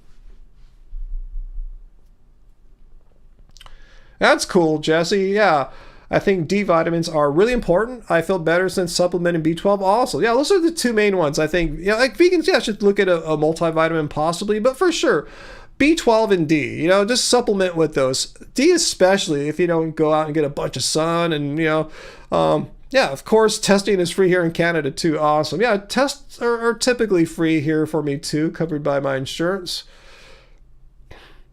Yeah, it should be free for most people that have, insurance, whether you're in Canada and with national health care or in the United States with a non-national health care. Yeah, Jesse, billions of almonds. I'm eating all the almonds and all the avocados because that's what Piers accused us of. I'm going, hey, if I'm going to have to take shit as a vegan for eating all the almonds and avocados of the world, I'm going to eat more because, if I'm going to, if I want to eat more if I'm going to start receiving crap for that. Bob, are you really in Mexico? Billions. Literally billions of insects get murdered. For your avocados, for my avocados and my almonds, they're murdering billions of insects. Travis, I do eat bread, right? Yeah, not on a daily basis or anything, but yeah, I want to make my PBJ sandwiches. And Angie, on occasion, makes us an avocado toast because of all the billions of insects, that Piers is talking about. Got to have my avocados. Well, Bob, you really are in Mexico. What state of Mexico, if you don't mind divulging any private information? I mean, we're not going to go find you. I'm not going to Google you or anything like that. I don't even think that's your real name. But anyway, if you want to share what state of Mexico, I'm just kind of curious because I have a fondness for Mexico.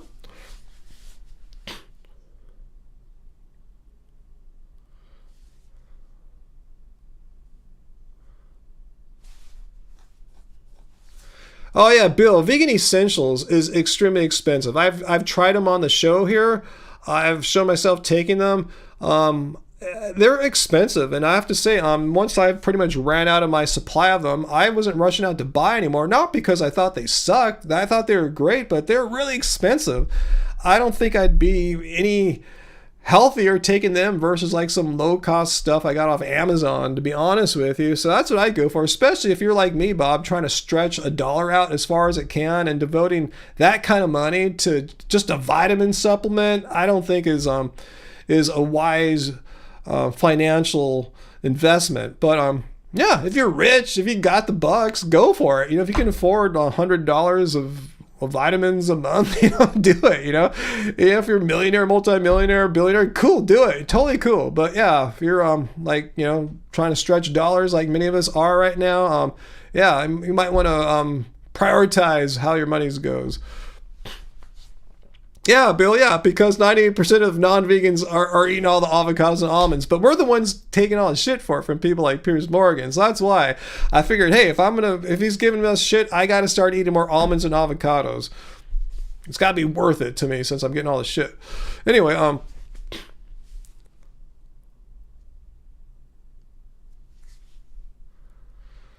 well, AJ, I heard, yeah, Mexico just elected its first woman president. And I didn't know she was also Jewish, too. Wow. I got to read more about that election. It sounds really interesting, really fascinating.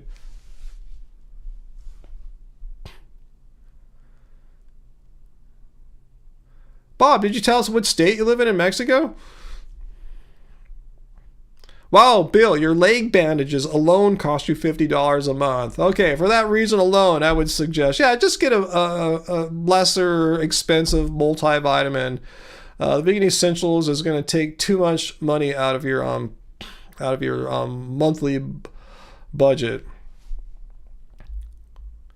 Graven, awesome. Thanks to the live stream, you took your D3 and B12. Awesome. Yeah, good for you, Graven. I think that, as I said, those are the two I think most of us vegans should be taking. And I don't think it's just a vegan thing. Most people don't go out into the sunlight enough and expose enough of their skin, especially in the winter months, because it's rainy, too cold. Not enough people are getting enough sunlight exposure for all the processes to happen in the body to produce sufficient vitamin D, vegan or not. Most of us aren't like walking around shirtless all day out in the sun and all that. And so anyway, yeah, just take vitamin D, everyone. B12, same thing. There's a large percentage of people who have trouble converting B12. It's not because they're vegan. These are meat eaters I'm talking about. So just most people should take vitamin B12 and D3. So I think, yeah, vegans, we're smart. We're going to stay on top of things and not like intentionally just let ourselves go. Yeah, take vitamin B12 and D, and then think about a multivitamin if you want to. Talk to your doctors, talk to your health professionals. I'm just giving you my take on it.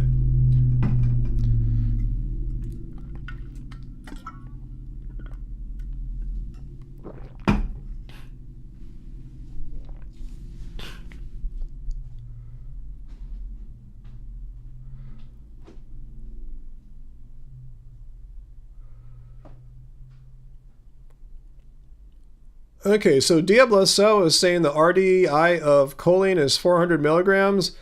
Don't know how to achieve that in plants. I don't know. How much is in plants? I don't know. I mean, we were talking about like what, beans, cruciferous vegetables, like how many micro or milligrams are in a typical like potato or something. I don't know. We could do the math on that.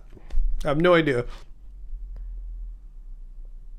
Let's see. Dr. Bear's responding that just 1/2 cup of roasted soybeans is 20% of RDI, and that's just one food.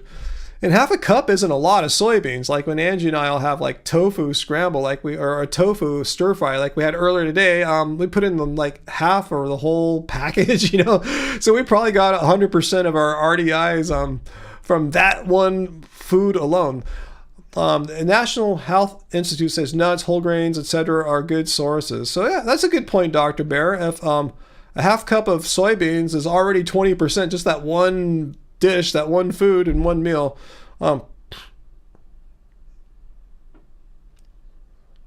Let's see. I'll take a Google on that, Dr. Bear. I'm curious myself. Let's see if I could find something on that. NIH choline. Let me see if I could find something here. Let's see. Let's see. There's a fact sheet.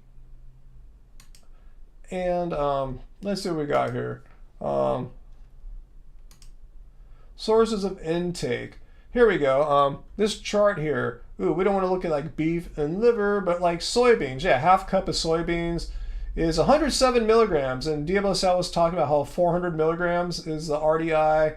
So that's a lot right there. Let's see. Potatoes, 57 milligrams. Beans, 45. Let's see. Brussels sprouts, 32. Broccoli, 31. Wow. Yeah, I can see how you can do it. It doesn't seem too far-fetched that eating plant foods can get you in the neighborhood of 400 milligrams. Maybe some days you'll be a bit under, some days a bit over. I mean, that's how it works. I mean, we're not like machines, right? We don't eat precisely the same every day. We always get the exact amount you need or something like that. So it sounds pretty reasonable that vegans are not, you know, it's not too hard to construct meals where you're getting around 400 milligrams.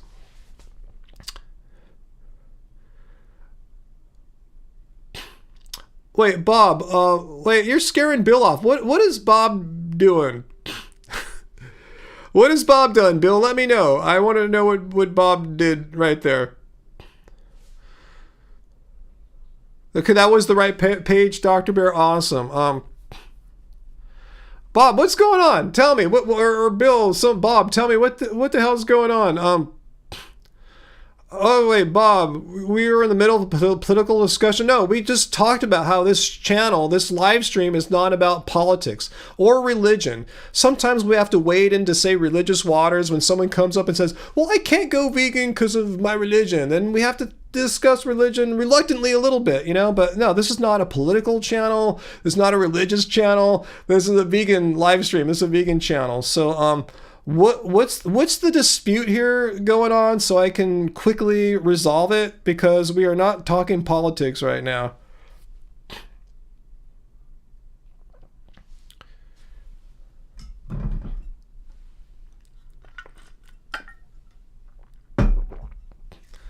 Milo, well, that's cool. Dr. McDougall's free to give his medical opinion. I would get a second opinion. Dr. McDougall is just one doctor. And, you know, I would get another opinion, and I would see what the scientific consensus is. Because one doctor is not like a be-all, end-all. Sometimes doctors are right. Individual doctors, sometimes they're wrong. I would see what the consensus is. Like, his son's a doctor. Does Dr. McDougall's son agree with that assessment as well?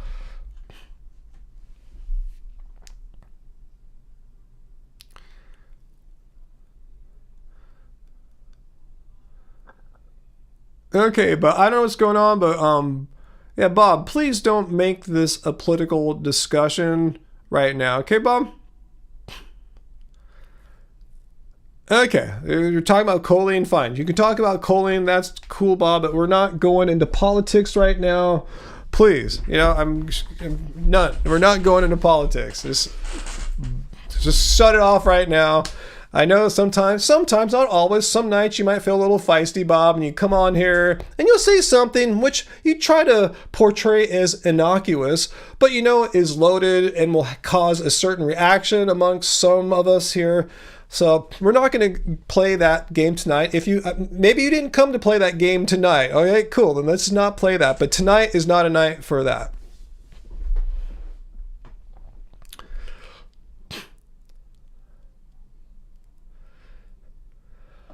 So hopefully we understand that. I didn't see what he did. I didn't see. Did Bob provoke with politics? Let me know, because I didn't see it. But I'm just saying right now we're not doing that. So let's move on. I didn't see it. All right.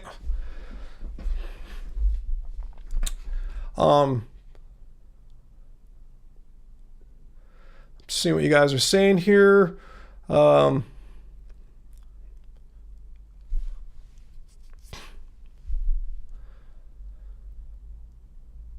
Hey, Andrew, good day to you.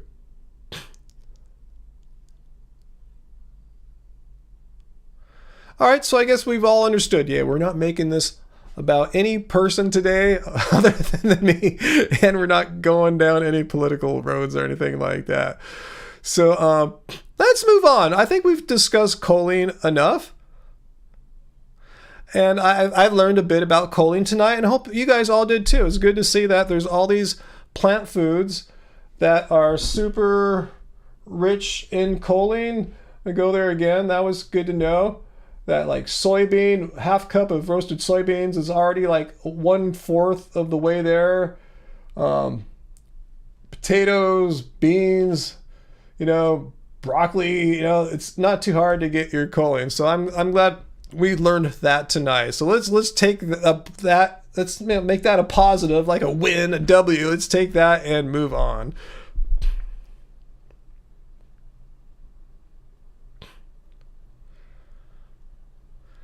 Yeah, I see what Sarah's saying. Like, again, any one doctor, cool. Doctors are cool, but I'm going, if you have like one doctor saying something that seems to run contrary to what seems to be the general consensus based on research, I would be a little suspicious, to say the least. So, we have every right to like look at the opinions again of health organizations rather than treat the word of one single dude or guy and lady turned into gay. I mean that one a dude or a man or a woman or whatever gender doctor, one person.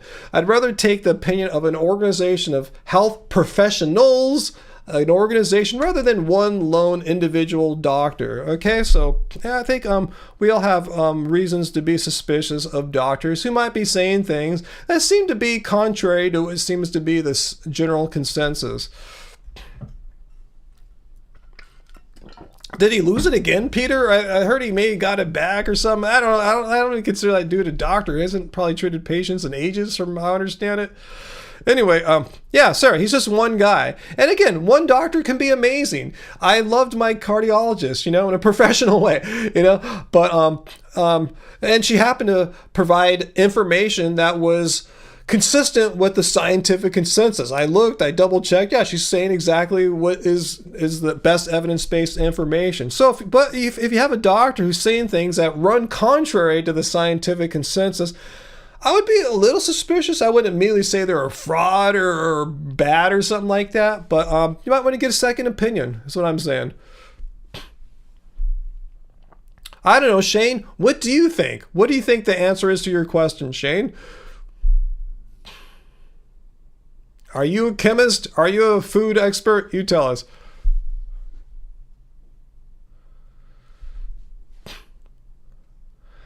What's that, Bob? The problem with health organizations is they push a diet based on current eating patterns and not what is optimal. I'm talking about, Bob, what are you talking about?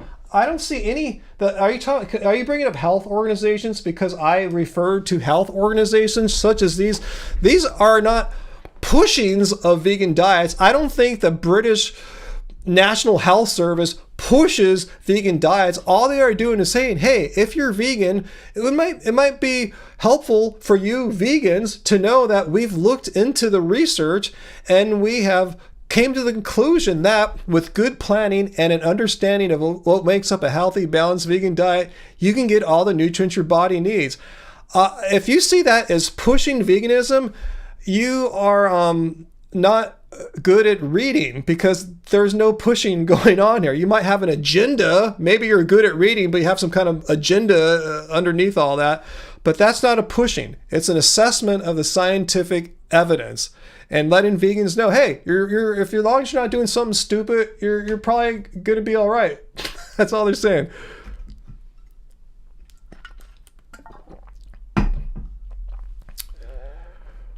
Most health organizations do not recommend a vegan diet. Well, what does that mean? Do they actually, Bob, say we do not recommend a vegan diet? Or is it merely the fact that they have not made a position statement on vegan diets?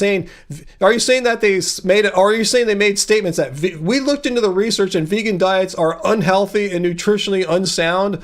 If so, let me see some of these, Bob. I'm kind of curious. You could be right. Yeah, maybe the preponderance of health organizations merely just have not made made a position statement.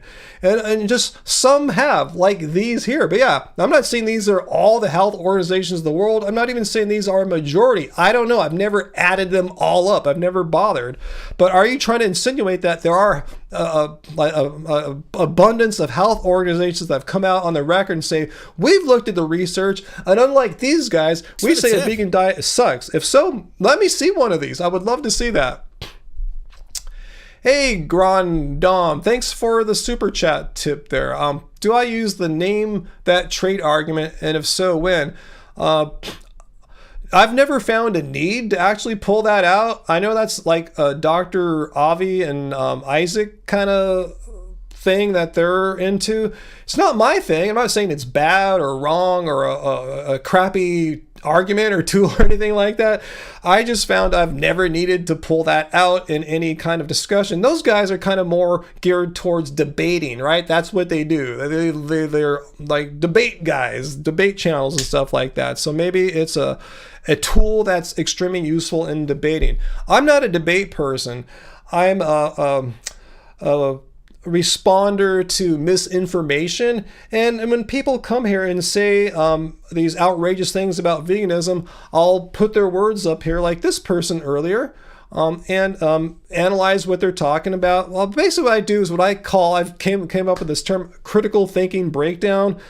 So I'm not really arguing. I'm looking at people's claims and then responding to their claims with the best evidence I can provide, the best information I can provide, I should say, based on evidence-based information and critical thinking, fallacy-free arguments that where the conclusion follows from the premises. So yeah, I guess what I'm trying to say is, no, they're doing something a little, it's similar but different than what I'm doing here. So hopefully I've answered your question there.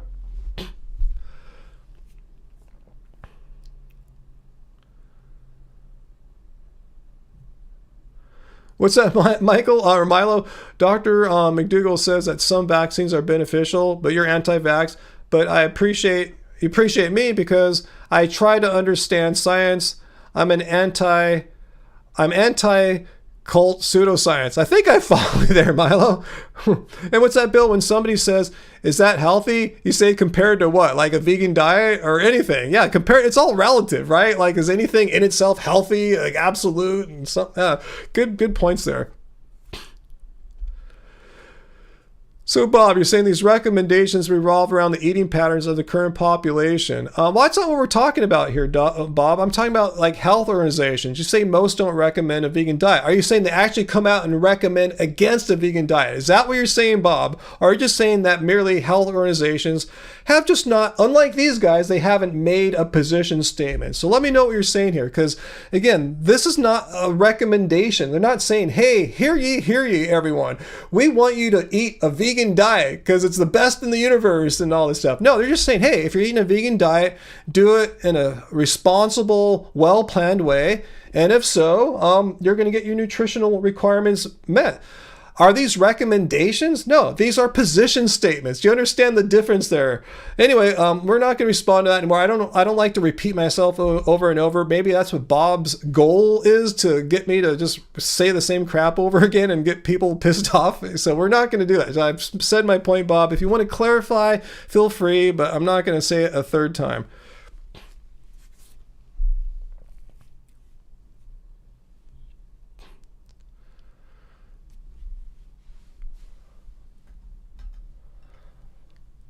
Grand Dom. No, I didn't say I didn't say no.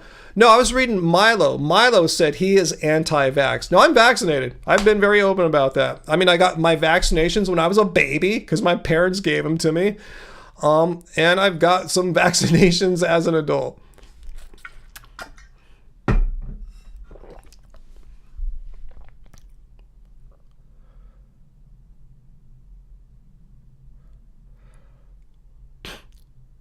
Bob, yeah, we're talking past each other. You're talking about diet recommendations. I'm just bringing up health organizations only to point out that they say that if you don't do it stupidly, a vegan diet is nutritionally adequate for all people. So if you want to talk about something else that we're not talking about right now, Bob, I know you like to do that. I don't know why you like to bring stuff up that's completely random, not related. do it, I guess, but we're not going to have a productive conversation. Yeah, Dr. Bear. I like this, Dr. Bear, at AJ Vintage. Mr. Bear, Dr. Bear's husband, grew up in a third world country, says that being anti-vax is a privilege. That's how a lot of people outside of the first world see it as. It's a privilege. In a country where people still suffer from preventable diseases, they see the difference that vaccines make. Another t-shirt? Are you talking about me there? Jesse? Oh, vegans. Don't do it stupidly. I like that. Don't do it stupidly. Yeah, that's what these health organizations would say, huh? If we ever got to the point of idiocracy, that's what it would say here, huh? Vegan diet. Don't do it stupidly. You'll be all right. That's what it'll say in like another 10, 20 years, huh?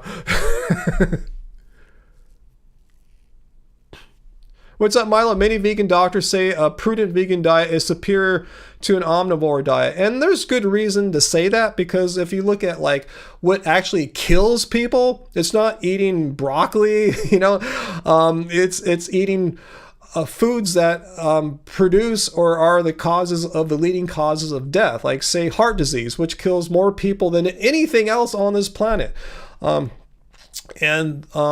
Yeah, I guess you could still have heart disease from plants, because if you're eating high saturated fats. But the point is, vegans have a lower rate of heart disease, despite there being coconut oil in some vegan products. Diabetes and stroke as well. Vegans have lower risks of getting and dying from as well. So yeah, there is reason why vegan doctors make these statements, Milo.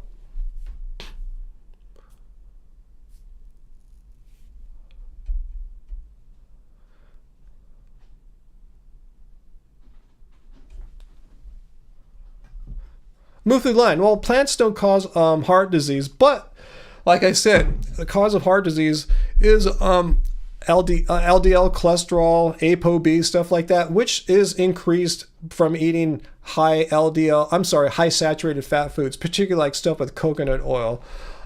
So yeah, you can raise your LDL cholesterol eating a plant-based diet, but it's not as I think still, with that, I was trying to say, even with those risks, with those foods, you're still at a lower risk of getting heart disease. But still, we have to watch out. We just can't eat anything indiscriminately, is what I'm saying,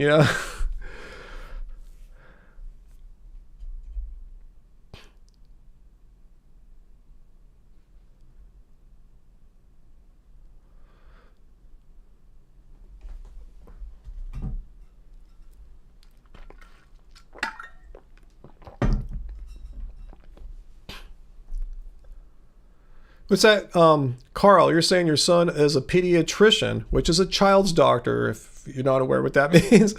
And he's seen about a 25% choosing to not vax at all. Like the vaccines that we all got as babies and young kids and stuff. They're not getting them. The real number is likely higher because many just don't go to the pediatrician at all. That's cool, Emily. You got your cholesterol checked today and it's good. Awesome. That's what we like to hear.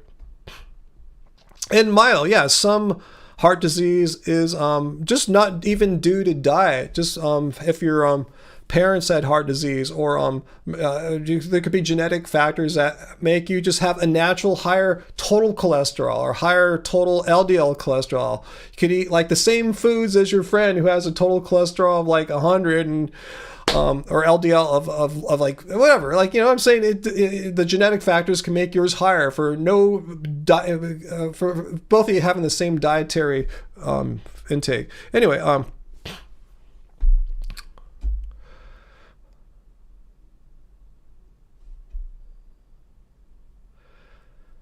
let's see.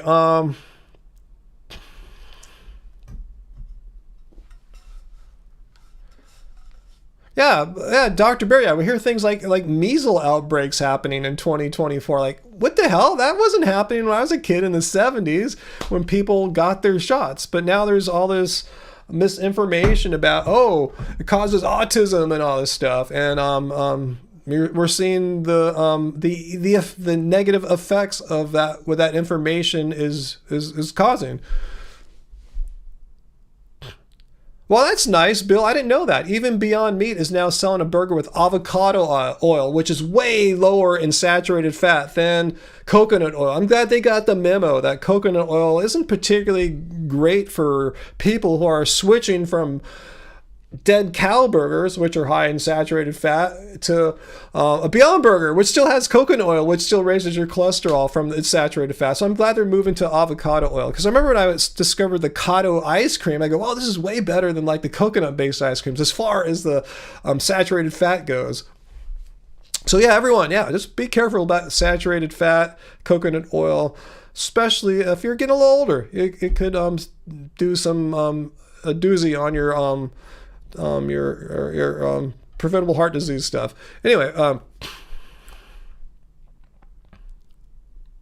what's that, Jesse? Despite being a drinker, smoker, partier, meat-eating idiot throughout most of your life, your numbers are great. It's not because I'm vegan, it's because you're just lucky.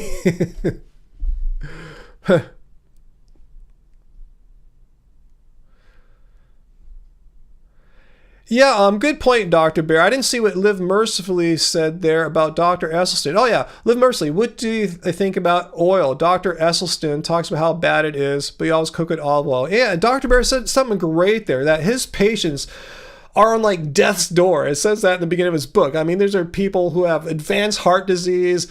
They have to be extremely like careful about what they're eating compared to most of us. You know, most of us can have like, you know, days where we're having some burgers that we might not want to be having, some Ben & Jerry's or something like that that have high saturated fat. We could get away with it, but if you are on death's door, you shouldn't do that. So they have to be really careful with their oil intake. And avocado oil, is that what you said you're using, or olive oil? I actually heard that's good. Actually, Live Mercifully, my cardiologist recommended like olive oil. She had no fears of that increasing your risk of heart disease because it actually doesn't, there's no saturated fat in there. Canola oil, she said, just as well, which is kind of contrary to what a lot of vegans mistakenly believe, to avoid all oils for heart disease. No. My vegan cardiologist said, no, olive oil is fine. I still don't cook with olive oil, but now I know. Oh, thanks, AJ. Did you leave a super chat tip earlier tonight? Oh, if so, awesome, AJ. You're so generous. Thanks. Thank you, AJ. What's for dinner fund? Well, if I am correct, my beautiful and talented wife said she was going to make us some kind of vegan soup tonight. So I thought I heard some vegetable chopping a little earlier, which would be wonderful because, you know, to make a good soup, you want it all to like, you know, stew together and become soup as opposed to just a bunch of vegetables that got a little soft. So hopefully my timing with this live stream will be pretty darn perfect as far as, enjoying her dinner there. So I think that's it. So thanks so much for the tip, AJ. Much appreciated. Yeah, Sarah, I'm kind of with you. Oil's kind of high. If foods are too oily, it kind of grosses me out. I don't like the way I feel. I don't like the way it feels on my mouth and stuff like that. But at least I know now not to be worried about dying from it, you know? But yeah, it's more of a personal taste or feeling preference thing than anything why I don't like oily foods. I just kind of feel a little like slower and lazier like it. Maybe that's just all in my mind. I don't know, but we live in a free country, right? We can choose to we can have our preferences if we want to. It doesn't hurt anyone other than the olive oil industry that I don't like to use olive oil much. But yeah, DSL, yes, we can all be in agreement that coconut oil is not healthy. AJ, you should be fine sauteing in olive oil. I think the reason why in the vegan YouTube world there's a lot of fear or shame or whatever negativity about olive oil is because of the early vegan YouTubers. They were like raw or high raw, and they were very concerned about being skinny. I'm not going to mention any of their names. There's males, there's females, bicyclist types. Anyway, they're really, promoting being super skinny, and oils, as we know, are more calorically dense than fats and proteins if we're talking about macronutrients and all. So I believe that was where a lot of it came from, just the fear of putting some pounds on rather than like having any actual negative health effects. But that fear has kind of stayed amongst many people on vegans on YouTube. But VLAM, I'm kind of with you too. Having stopped cooking with oil has made you realize you don't need it or even miss it. I mean, sometimes it's handy to put a little bit on a pan so the food doesn't like stick and you're, scraping all the food off when you're done cooking later. It could be handy for that, but that being said, you don't have to pour a whole like cup in or something like that. You could probably put in like a tablespoon and be fine.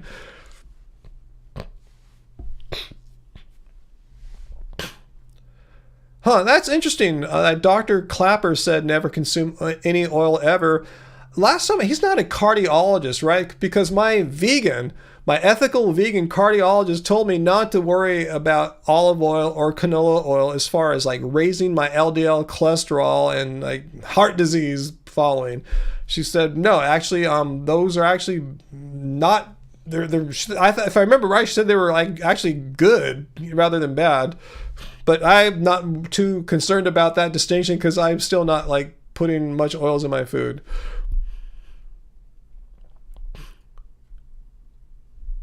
See, isn't this nice when we're not trying to get all like political hothead stuff? See, this is what this live stream is about. Learning and discussing things about veganism and all manner of stuff veganism, rather than talking about who's some jerk politician or something like that. See, isn't this nice?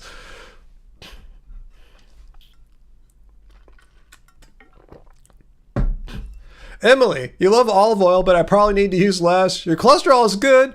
Great. See, like I said, it's probably not harming your cholesterol, but you put on a bit of weight lately. I think that's the fear that some vegans have about oil. It's just that part of it. But yeah, I don't think it's going to cause you to die from a heart attack or something. As far as I know, not a medical doctor, just going off the advice of my cardiologist, my vegan cardiologist.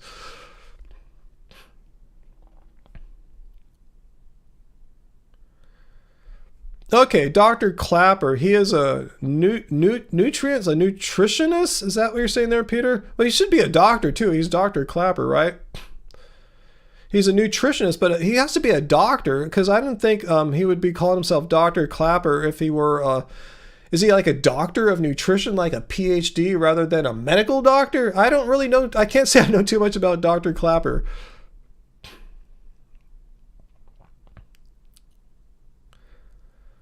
Yeah, Sarah. I'm going to read Sarah's comment here. That sounds like how I think too. If I liked oil, I'd use it, but I don't like it. Too slimy. I love fats though, from whole intact foods. Yeah, agree with you there, Sarah. I love eating my avocados and stuff. But yeah, I'm not a big fan of the sliminess of oil. But, it's all good. If you love oil, I'm not here to say you're wrong. We all have our preferences. That's the beauty of living in a free country. I can't be your food dictator, and I don't want to be.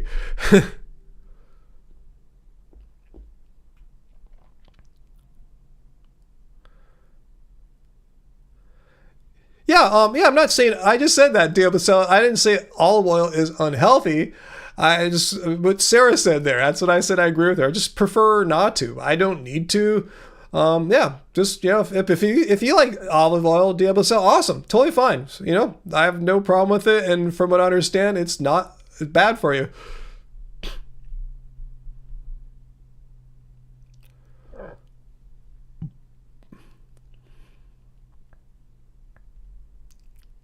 Ooh, you do have a nice soup going. Oh, there's Angie. How long? What's the time frame on the soup being ready, in your opinion, Angie? So I can kind of see how this live stream is going on. Okay, Dr. Clapper is an anesthesiologist. Thanks for sharing that, Milo. So yeah, I'm not bagging on Dr. Clapper, nor am I saying anything bad about anesthesiologists, but I would take, if I was concerned about olive oil and its effect on my heart, I would take the opinions of cardiologists rather than anesthesiologists. If I wanted to learn about which anesthesias I might be at risk from, I'd talk to an anesthesiologist rather than a cardiologist. Yeah, they all have their specialties there.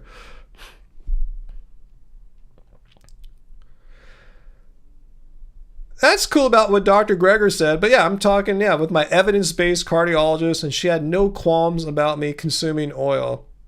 But like I said, just because she told me that, I didn't rush out and start eating a bunch of oil. I still don't really, not a fan of like fatty, oily meals. They make me feel kind of gross. Yeah, and good point, Diablo. So Dr. Greger is not always right. You know, again, I like to look at the opinions of not just one guy, be it Dr. Clapper or Dr. Greger or Dr. McDougall. And again, look at what the scientific consensus says. And from what I learned from my vegan cardiologist, olive oil doesn't cause you to get heart disease. It won't kill you.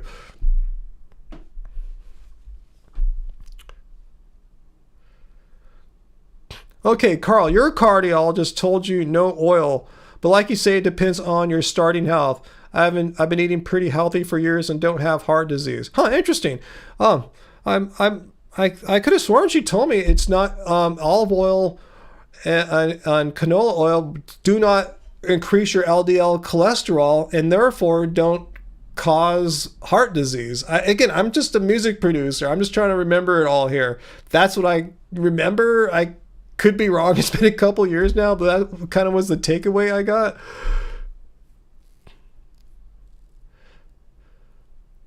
Clapper is also an orthopedic. What is an orthopedic? Is that a type of surgeon or something? And you're right, Sarah. Nobody is always right, except for your cult leader. Nah, just kidding.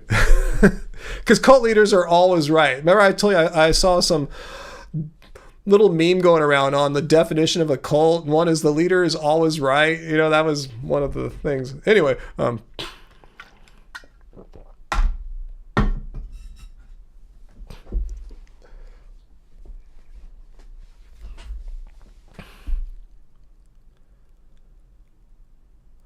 what's that, Sarah? After this week, you feel like a busted can of biscuits. Lots of oily vegan junk food. You feel icky. That's how I kind of feel too. Yeah, if I'm either that happens when I'm like it doesn't happen too often anymore these days, but often, you know, in the past I'd go out for several days, like a vegan festival or something like that, and their foods are typically super oily. So if I'm going out multiple days to a vegan fest, eating all these weird oily foods all day, I feel icky, especially if you have to do it 2 days in a row. Okay, the rice could use a little bit more time. Yeah, vacation eating. There you go, Sarah. Yeah, or if you're, in Sarah's case, her recent trip to the coast, away from home. Oh, what town was that, Sarah? Unless you don't want to share where you were, I can understand privacy. Maybe you told us, what was that town on the coast where you found several vegan restaurants? That'd be some good travel tips there.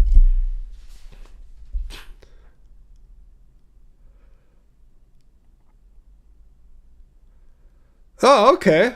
Thanks, Bill, for sharing what that is. Orthopedics, the branch of medicine dealing with the correction of deformities of bones or muscles. Okay.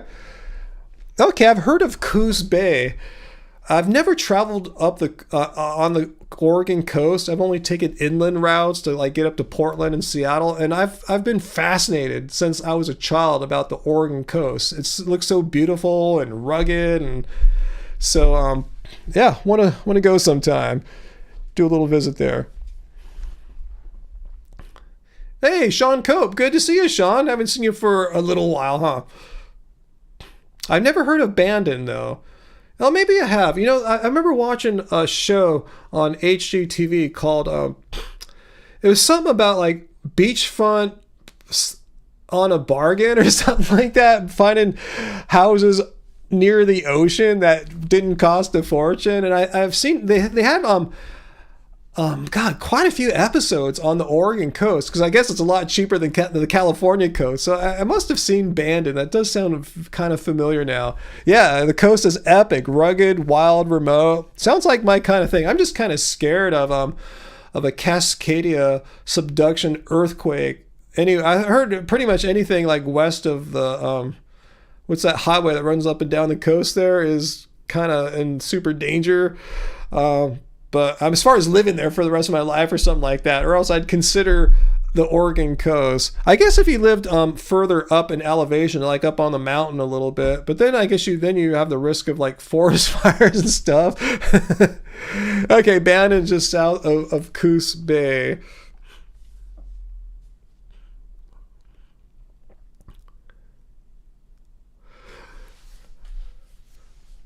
Yeah, if you guys have never seen the Oregon coast, which I never have, but I've seen it in pictures and videos many times, check it out. It's beautiful. It's amazing. It looks almost not even real.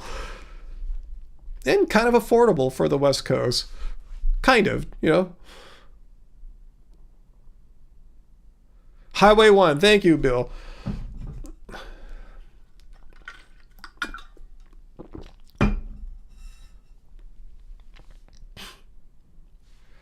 Okay, Priscilla. I think that might be a good way to describe it there, what Joel Kahn said. Even though I'm not buddies with him anymore, but he said that olive oil actually can be helpful for your heart. And that's what my vegan cardiologist told me. And my vegan cardiologist was not him. It was a different vegan cardiologist. But should be consumed sparingly, or, you know, just don't consume it all crazily, because it can cause other health issues if eaten in abundance. So yeah, it's like a qualified approval for olive oil from cardiologists. Yeah, it's actually not bad for your health. It's good for your heart. But if eaten in too high quantities, there's other things that it can do for you that are not good.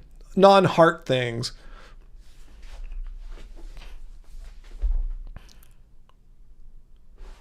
I'm going to try turning my air conditioner off now. It's getting a little cool. I need a new remote. The on-off button on here is totally slow. You have to hit it like 3 or 4 times. I should look on Amazon for a replacement. Just lazy and cheap. But thanks to your guys' tips tonight, maybe I'll just do that, because summer is coming, and I don't want to be pressing this dumb power button all night. I just want to hit it once. One and done, as they say. What's that, Carl? Too much olive oil can definitely loosen your bowels. I don't remember anymore, but I kind of remember going to like these greasy breakfast joints with Angie a long time ago. And I remember, yeah, needing to run home, not run, but get home quickly because of what you're talking about there. Like, wow, how come like every time I go to this one breakfast place, you gotta poop in like 10 minutes after?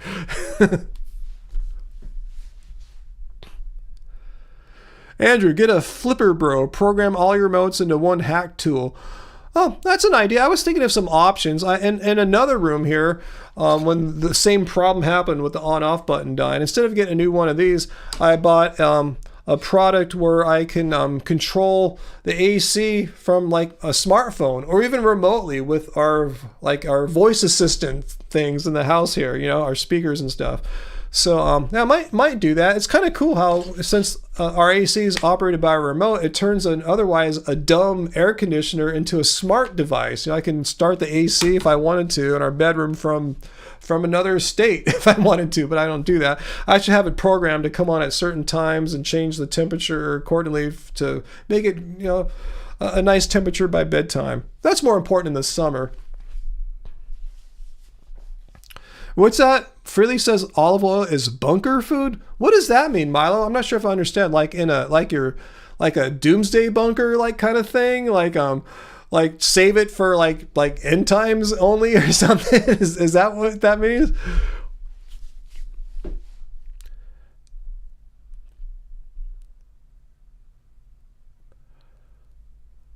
Let's see, what else you guys talking about here? I'm starting to get hungry now that Angie's brought up the soup thing. It's 2 hours and 7 minutes in, Sarah. It's about that time, huh? For when Sarah starts getting a little antsy. I'm starting to get a little antsy now too. I'm starting to, you know, really feel that hunger kick in, because I did go to the gym today.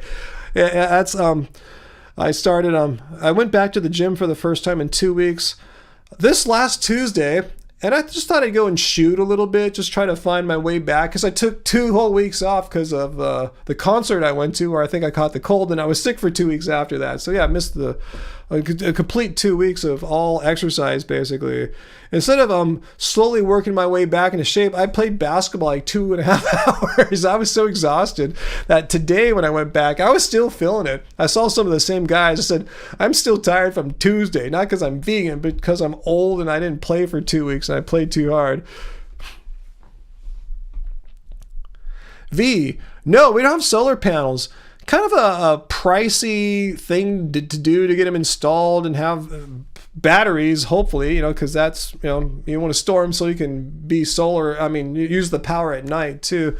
That'd be cool. But yeah, I just don't have the funds for that right now. Maybe when I move to my final, what I perceive to be my final destination in life, the final home, whatever, maybe I'll think about that then, invest in it then. But if I invest in it now, and if I move, then I'll lose it.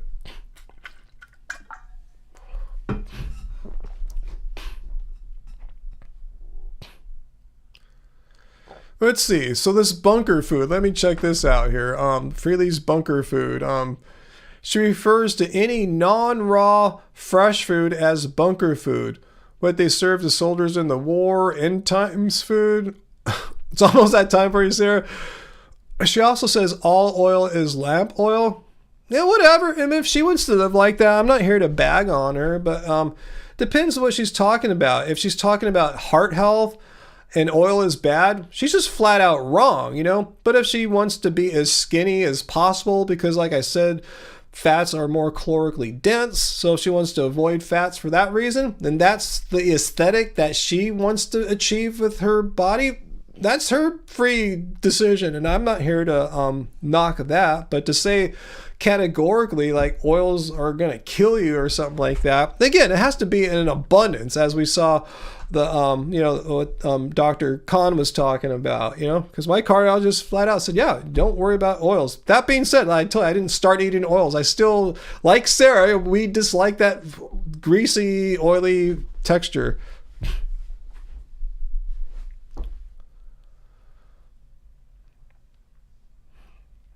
She's saying it's a wartime food. That's cool. If you guys want to follow her advice, cool. But again, she's not a doctor, not a nutritionist or anything like that. She's just a regular person like me. I'm a music producer. She's whatever she is. Telling you her opinions, but I don't know how closely her opinions align with the general scientific consensus. So I'm just going by what you guys are telling me. If you're watching freely, I'm just going by what's saying here. It's being said here. If you have more complexity and subtlety to your oil thing, maybe someone will tell me about it here, but I'm not making a hate video. I'm just saying, listen to the scientific consensus. Don't listen to any one person, let influencers, whatever you want to call people like me or her. Don't listen to us. Let even single doctors, like we're talking about, what one doctor says. Look at what health organizations say, and I haven't seen anything about oil killing you. But anyway, maybe it's more than that. Maybe it's a body aesthetic, like a thinness kind of thing. Peter, I don't have anywhere I'm moving to at the moment. I don't know. VLAM, all about solar panels. Can you get money back from the grid if you generate more than you use? That has been true. I know there's some new legislation that happened, passed in our state here. I'm not sure how true that is now. At least for some utility companies, that might not be true anymore. I'm not sure. It's kind of a changing world here as far as solar goes.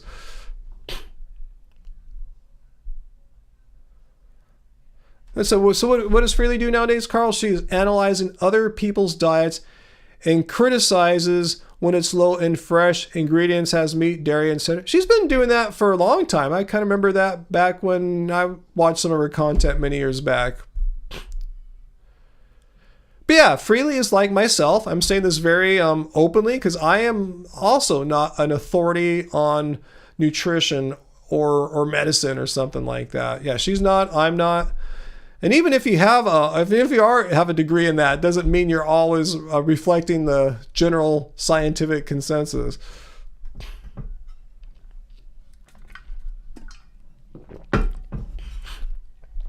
Yeah, being skinny, who's ever goal in mind? Yeah, it's not my goal in life or anything that either, Yeah, being strong and healthy is though. Yeah, I'm with you, Sarah. We're on the same page. We totally got the same attitude and belief and what's the word? Goal there. Yeah, my goal, strong and healthy.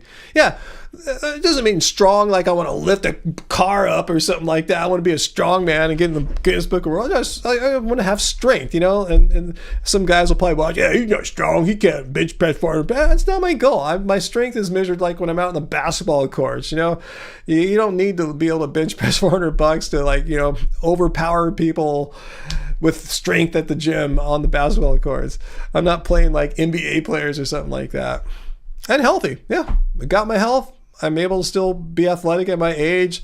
My blood tests are good. So yeah, I'm feeling good as far as how those goals are going. Could I be healthier and stronger? Yeah. So I keep working out. I'm not done yet. You know, it's a process. It's a goal that you never really reach. It's, you know, it's something you're just always kind of working towards. Let's see. Milo says Freely is a nutritionist. She treats the morbidly obese. Wait. Nutritionist has a very specific meaning. Meaning you're like you're credentialed or something like that. I mean, is she calling herself a nutritionist? Let me know, because that's a strange thing to say in my mind. Maybe I have a misunderstanding what's going on. Oh, Notorious J, thank you. You've been following us guys almost 10 years. We're both amazing, awesome. We're still here. I'm still here. Angie's makes, if you guys don't know, a lot of people say, oh, Angie's quit the channel. No, she just stopped making these kinds of videos like what I make.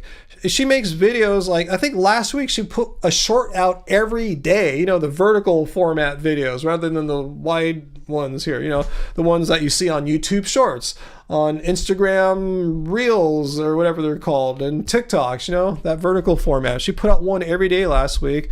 She found that a bit tiring, so I told her this week, don't put one out every day, you know, give yourself some days off there. But anyway, yeah, we're still contributing to spreading the benefits of veganism and vegan diets. Okay, she is credentialed in nutrition. Okay, I take that back. I didn't know she has studied it and has an actual nutritional degree or something. Awesome.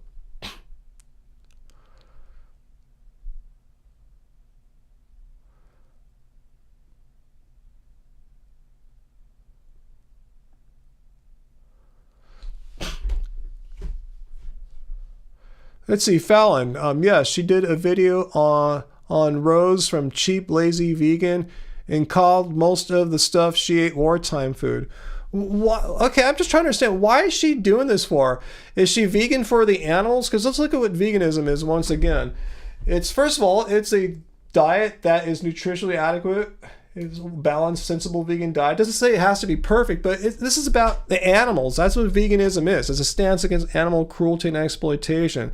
So why, if we're saying here, why is she like nitpicking other vegans for not eating enough fresh food in her opinion? I mean, not all vegans are concerned about being the superest, healthiest vegans in the world. Like, if we're vegan, we are concerned about being against animal cruelty and exploitation. It doesn't say here that you have to be super healthy as a vegan. It's your right as a vegan to be moderately healthy or sort of healthy, or even be a junk food vegan if that's your thing. Veganism doesn't care, and I don't care. I'm just wondering why she, if that's what she's doing, why she's so interested in criticizing other vegans who should have the same goal, which is this, for not having a diet that lives up to her standard of what she thinks is like perfect or something like that. It's kind of interesting. You don't see me making too many videos about other vegans, other than when I see like some wacky vegan like saying, oh, a raw vegan diet is able to reverse every disease known to man. Then I'll just call that bullshit out. You know, I don't care what's going on there, but I don't criticize other vegans for not eating food as delicious and tasty and nutritious as what's in our cookbooks. You know, that's so like not cool. But anyway, what else, you know?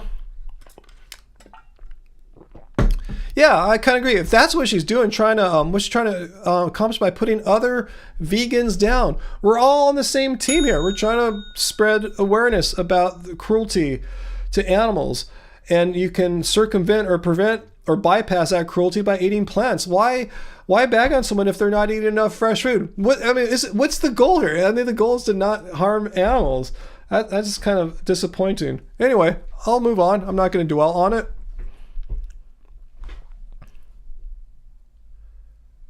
That's interesting, Dr. Bear.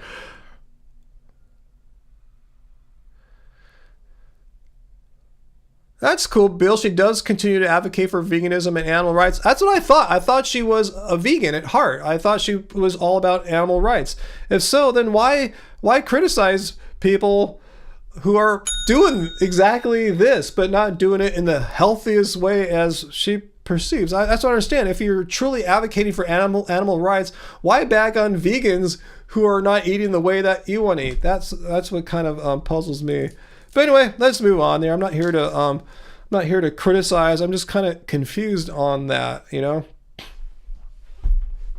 What do I think of Fully Raw Christina? I don't really know much about Fully Raw Christina, Bob. I've never really watched her content. Maybe I checked out a video or two like in 2014 or 15 or something like that. And I met her once, briefly. So I really don't have much of an opinion on her. She seemed like a nice person. I thought it was kind of weird that she wouldn't eat any fruit. It was like a fruit meetup that we met her at. And she wanted to talk to us, me and Angie, particularly Angie, for a little bit privately. We offered her some fresh fruit. She didn't want it. All she wanted was her bottled juicy things. I go, that's kind of weird. You don't want to eat fruit? That's kind of weird. And you're just going to eat your bottled juicy stuff? I thought that was kind of interesting, a little red flag. But other than that, she seemed like a nice lady. She was a girl back then, if I called her a girl. She's a lot younger than me. I think I'm not being mean when I say girl or something like that.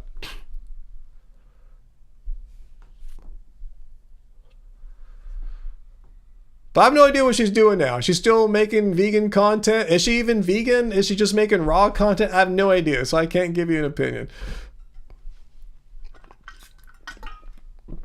Wow, she's promoted stuff like consuming colloidal silver, or whatever that stuff's called, colloidal silver, essential oils. Yeah, that's been on the kind of I don't know what do you want to call it side, the misinformation side of things. AJ, I'm a fat vegan, but I don't need Freely's advice.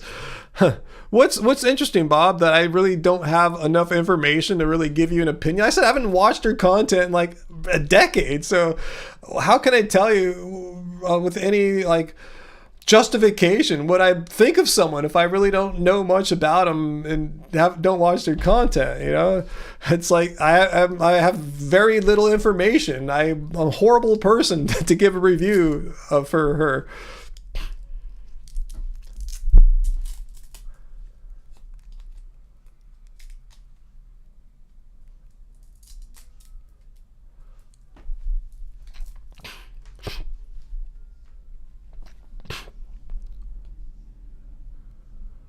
Let's see. So Milo's saying is that Freely doesn't criticize other vegans. She advocates her version of health. And Dr. Bear says, no, she absolutely criticizes other vegans. She has lots of videos criticizing other vegans for not eating what she thinks is enough fruit. That's what I kind of am getting from what you guys are saying too. What she thinks is enough fruit, you know, and saying it in a critical way, huh? Again, what's the goal here? Is it promoting your diet, or is it about, like, you know, the animals, you know, not harming animals? Because even these vegans who are not eating enough fruit, at least they're not harming animals, right? And that's what it's all about, right? That's what veganism is about.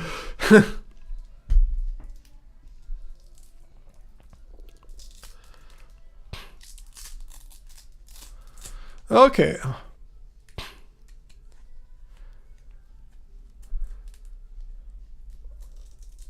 Okay, Christina's an animal activist. Cool. See, I know nothing about what she does. Saying she promotes juicing things. Cool. I have no clue. Good for her, you know?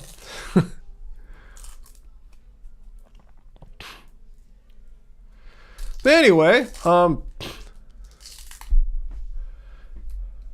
yeah, I heard she lives in Hawaii, but no one seems to know, like, where in Hawaii, like, what island or something like that. You know, I don't think no one knew last time I asked.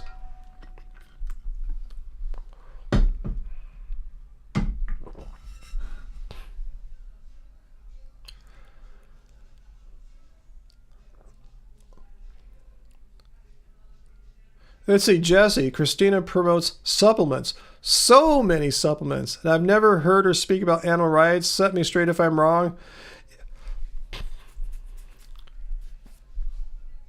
Let's see. Peter says her channel is all about buying $500 juicers and a lot of supplements. See, we don't do any of that stuff. We sell our book. That's it. I'm not saying we're better or worse, but we're not. Here's the thing, guys. We're not influencers.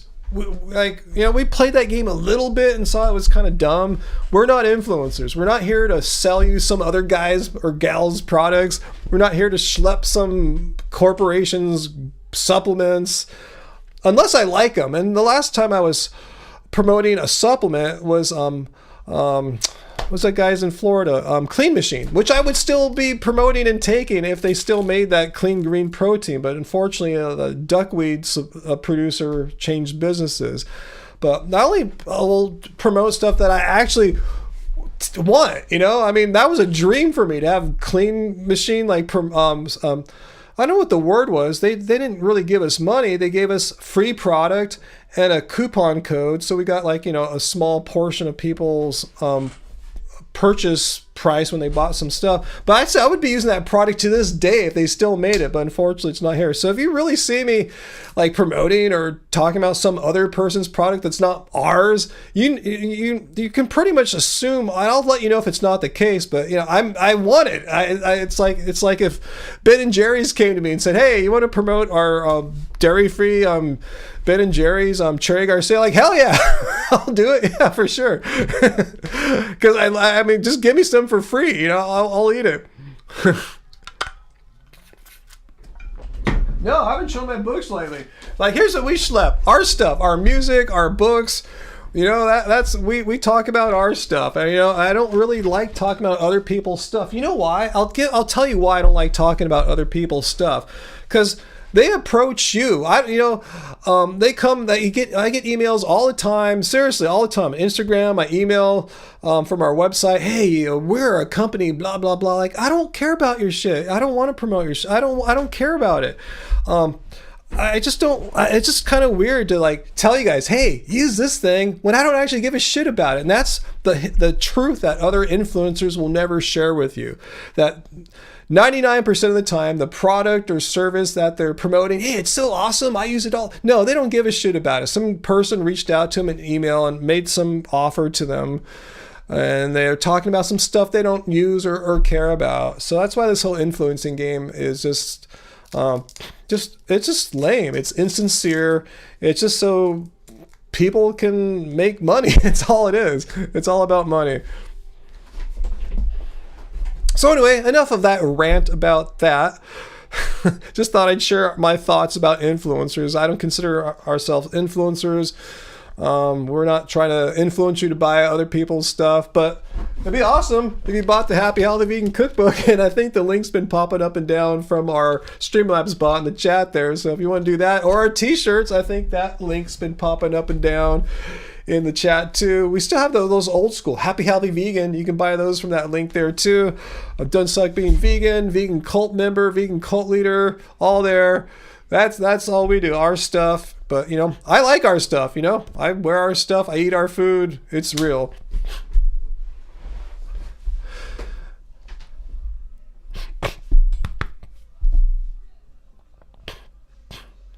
What's that, Milo? Fully raw. Christina does promote animal compassion. I bet so. People are taking things out of context and trashing kind, intelligent vegans. Yeah, I'm not here to bag on Christina. Like I said, I don't know anything about her. At the time I met her, she seemed like a nice person.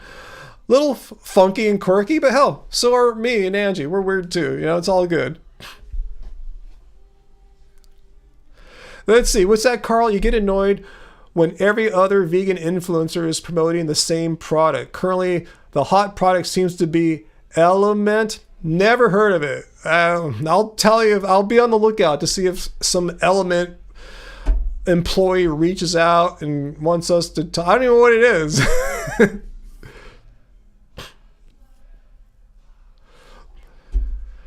Wow, what's that? Dr. Bear, the FDA and Federal Trade Commission have taken action against a number of companies for making misleading claims about the colloidal silver products.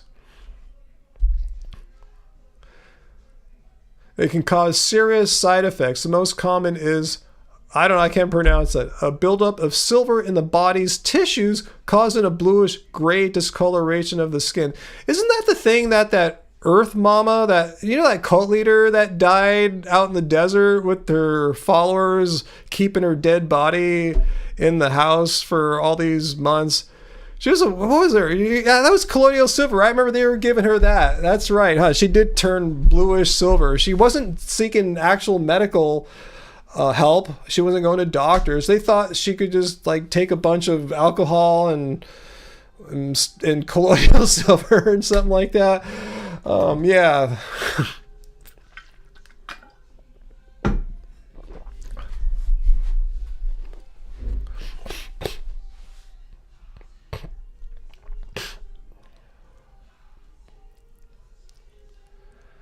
So anyway,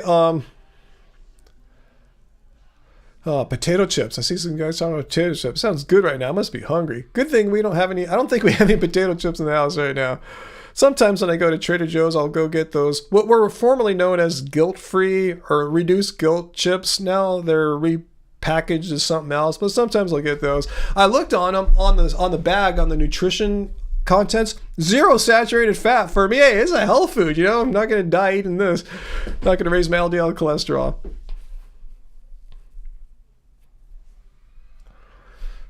Okay, yeah, you brought that up because, yeah, Christina has promoted that colloidal silver, which is kind of, a red flag of sorts, you know, a product that's known to have all these issues and promote, if she's promoted as healthy, maybe she just didn't know, but yeah, love has won cult. Thank you, Jen Marie. I forgot the name, but yeah, I remember those documentaries on it were enlightening. Wow, the Nama J2 juicer is $775. Well, yeah, like I said, if you're rich, if you can afford that, awesome. You know, if you come from a wealthy family and you don't even know what $775 is like, if that's a lot of money or not, get it, you know?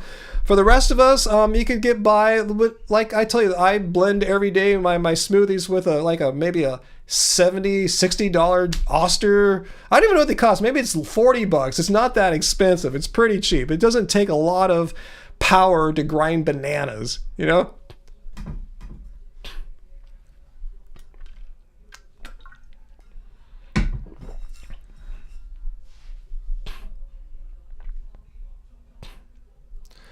Well, if it looks like a beast, Bob, cool, but do you really need a beast of a juicer? I mean, I've been or a beast of a blender, whatever. I mean, do you really need that? I mean, we do have a Vitamix that we use from time to time, but not as my daily banana grinder, because it would be all smelly and stinky for my stupid bananas. You know, we save the Vitamix for, like, you know, making nice dishes. It's cool to have 2 blenders. Instead of having one be-all god blender that costs $1,000, get 2. Get a $400, $500 Vitamix if you need a fancy one, and get a cheap $50 one like my banana one for daily use. That's what I think. I think that's a wiser use of money.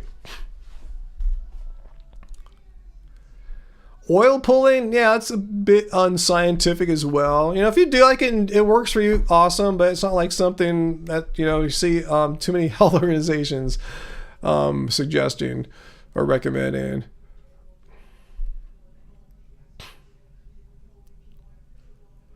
What's that, metalhead? You bought your blender on clearance and you once used a $4,000 personal coffee maker? Wow. Hey, if you got that shit, use it. Yeah, $4,000 coffee maker, I bet it'd be pretty good.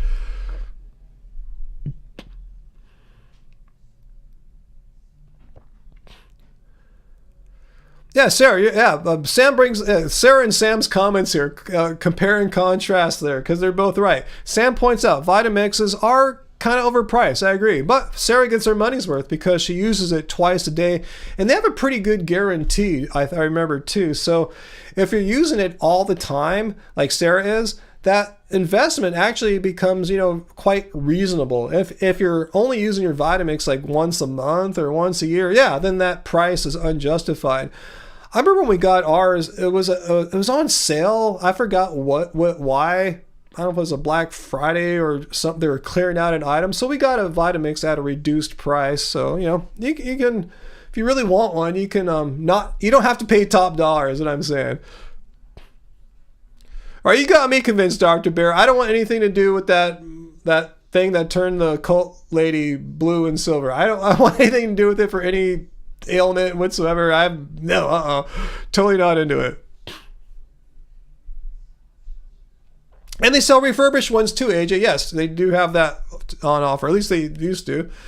Notorious J, yes, we totally ship to Canada. Absolutely. I just sent a book to Canada last week. Yeah, if you want to get any of our books, they're still on sale right now from Black Friday price. $17 for the print book.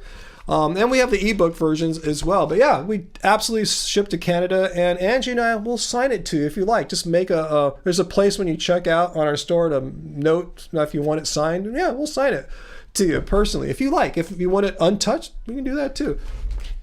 But yeah, so we ship pretty much every country in the world almost. Like every country where people watch us, I should say. You know, so yeah. Sarah got hers at Costco, Vitamix blenders, yeah.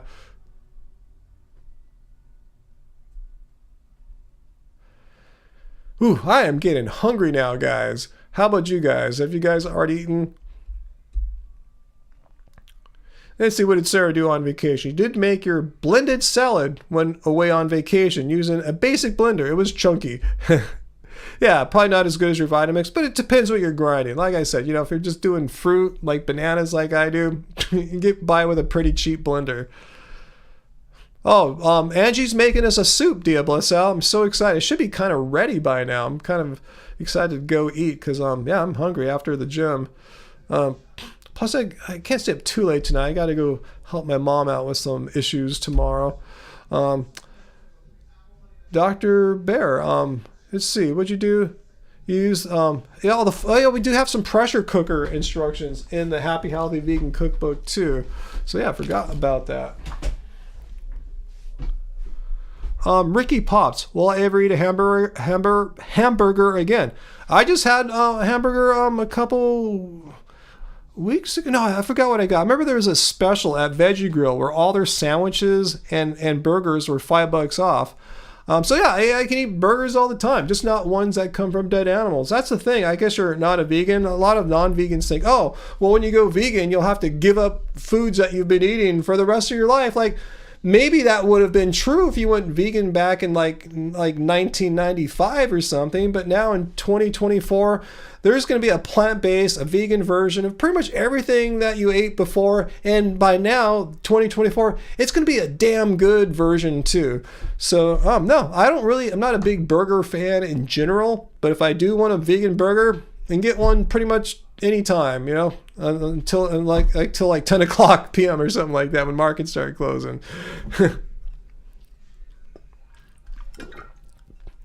Hell, I can go through a drive-through here, plant-powered fast food. I think they close around 9 or 10 and get a vegan burger pretty much all day from like 8 a.m. to like 10 p.m. It's super easy. So no, I don't have any, I'm not missing burgers in my life if I wanted burgers.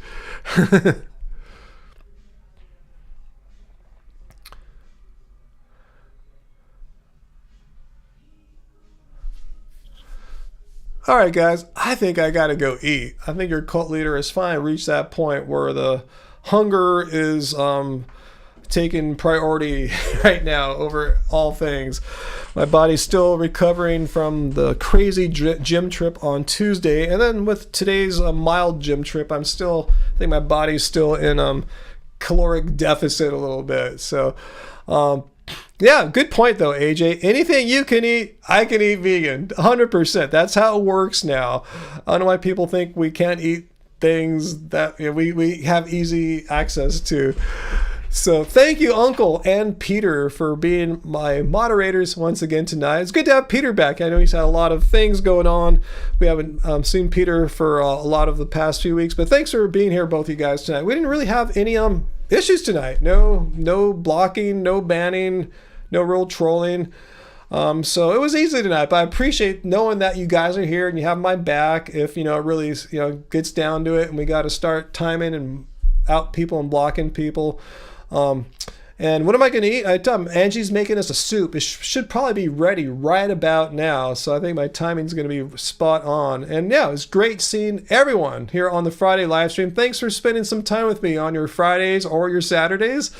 And I made a video this week. Hopefully you saw it. It came out on Wednesday about that raw lady not being vegan anymore. And thank you, Peter, for sending me that. And I'll check my inbox, see if there's any others you sent me. I know there's others I didn't cover, but I keep sending them to me, Peter. I know I don't cover every last one you send. I try to find the ones where I think I can make a fun, interesting video about. So that's my criteria there. It's just me judging, will it be a good one for me?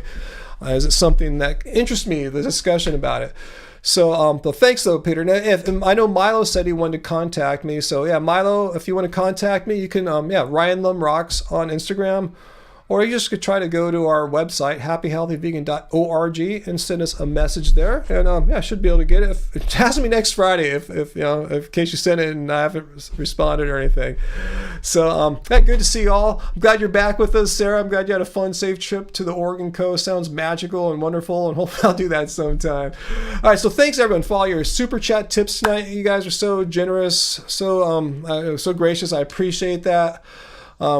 Helps us out with our little channel. We're not influencers. We're not getting paid to sponsor products, stuff like that. So thank you guys so much.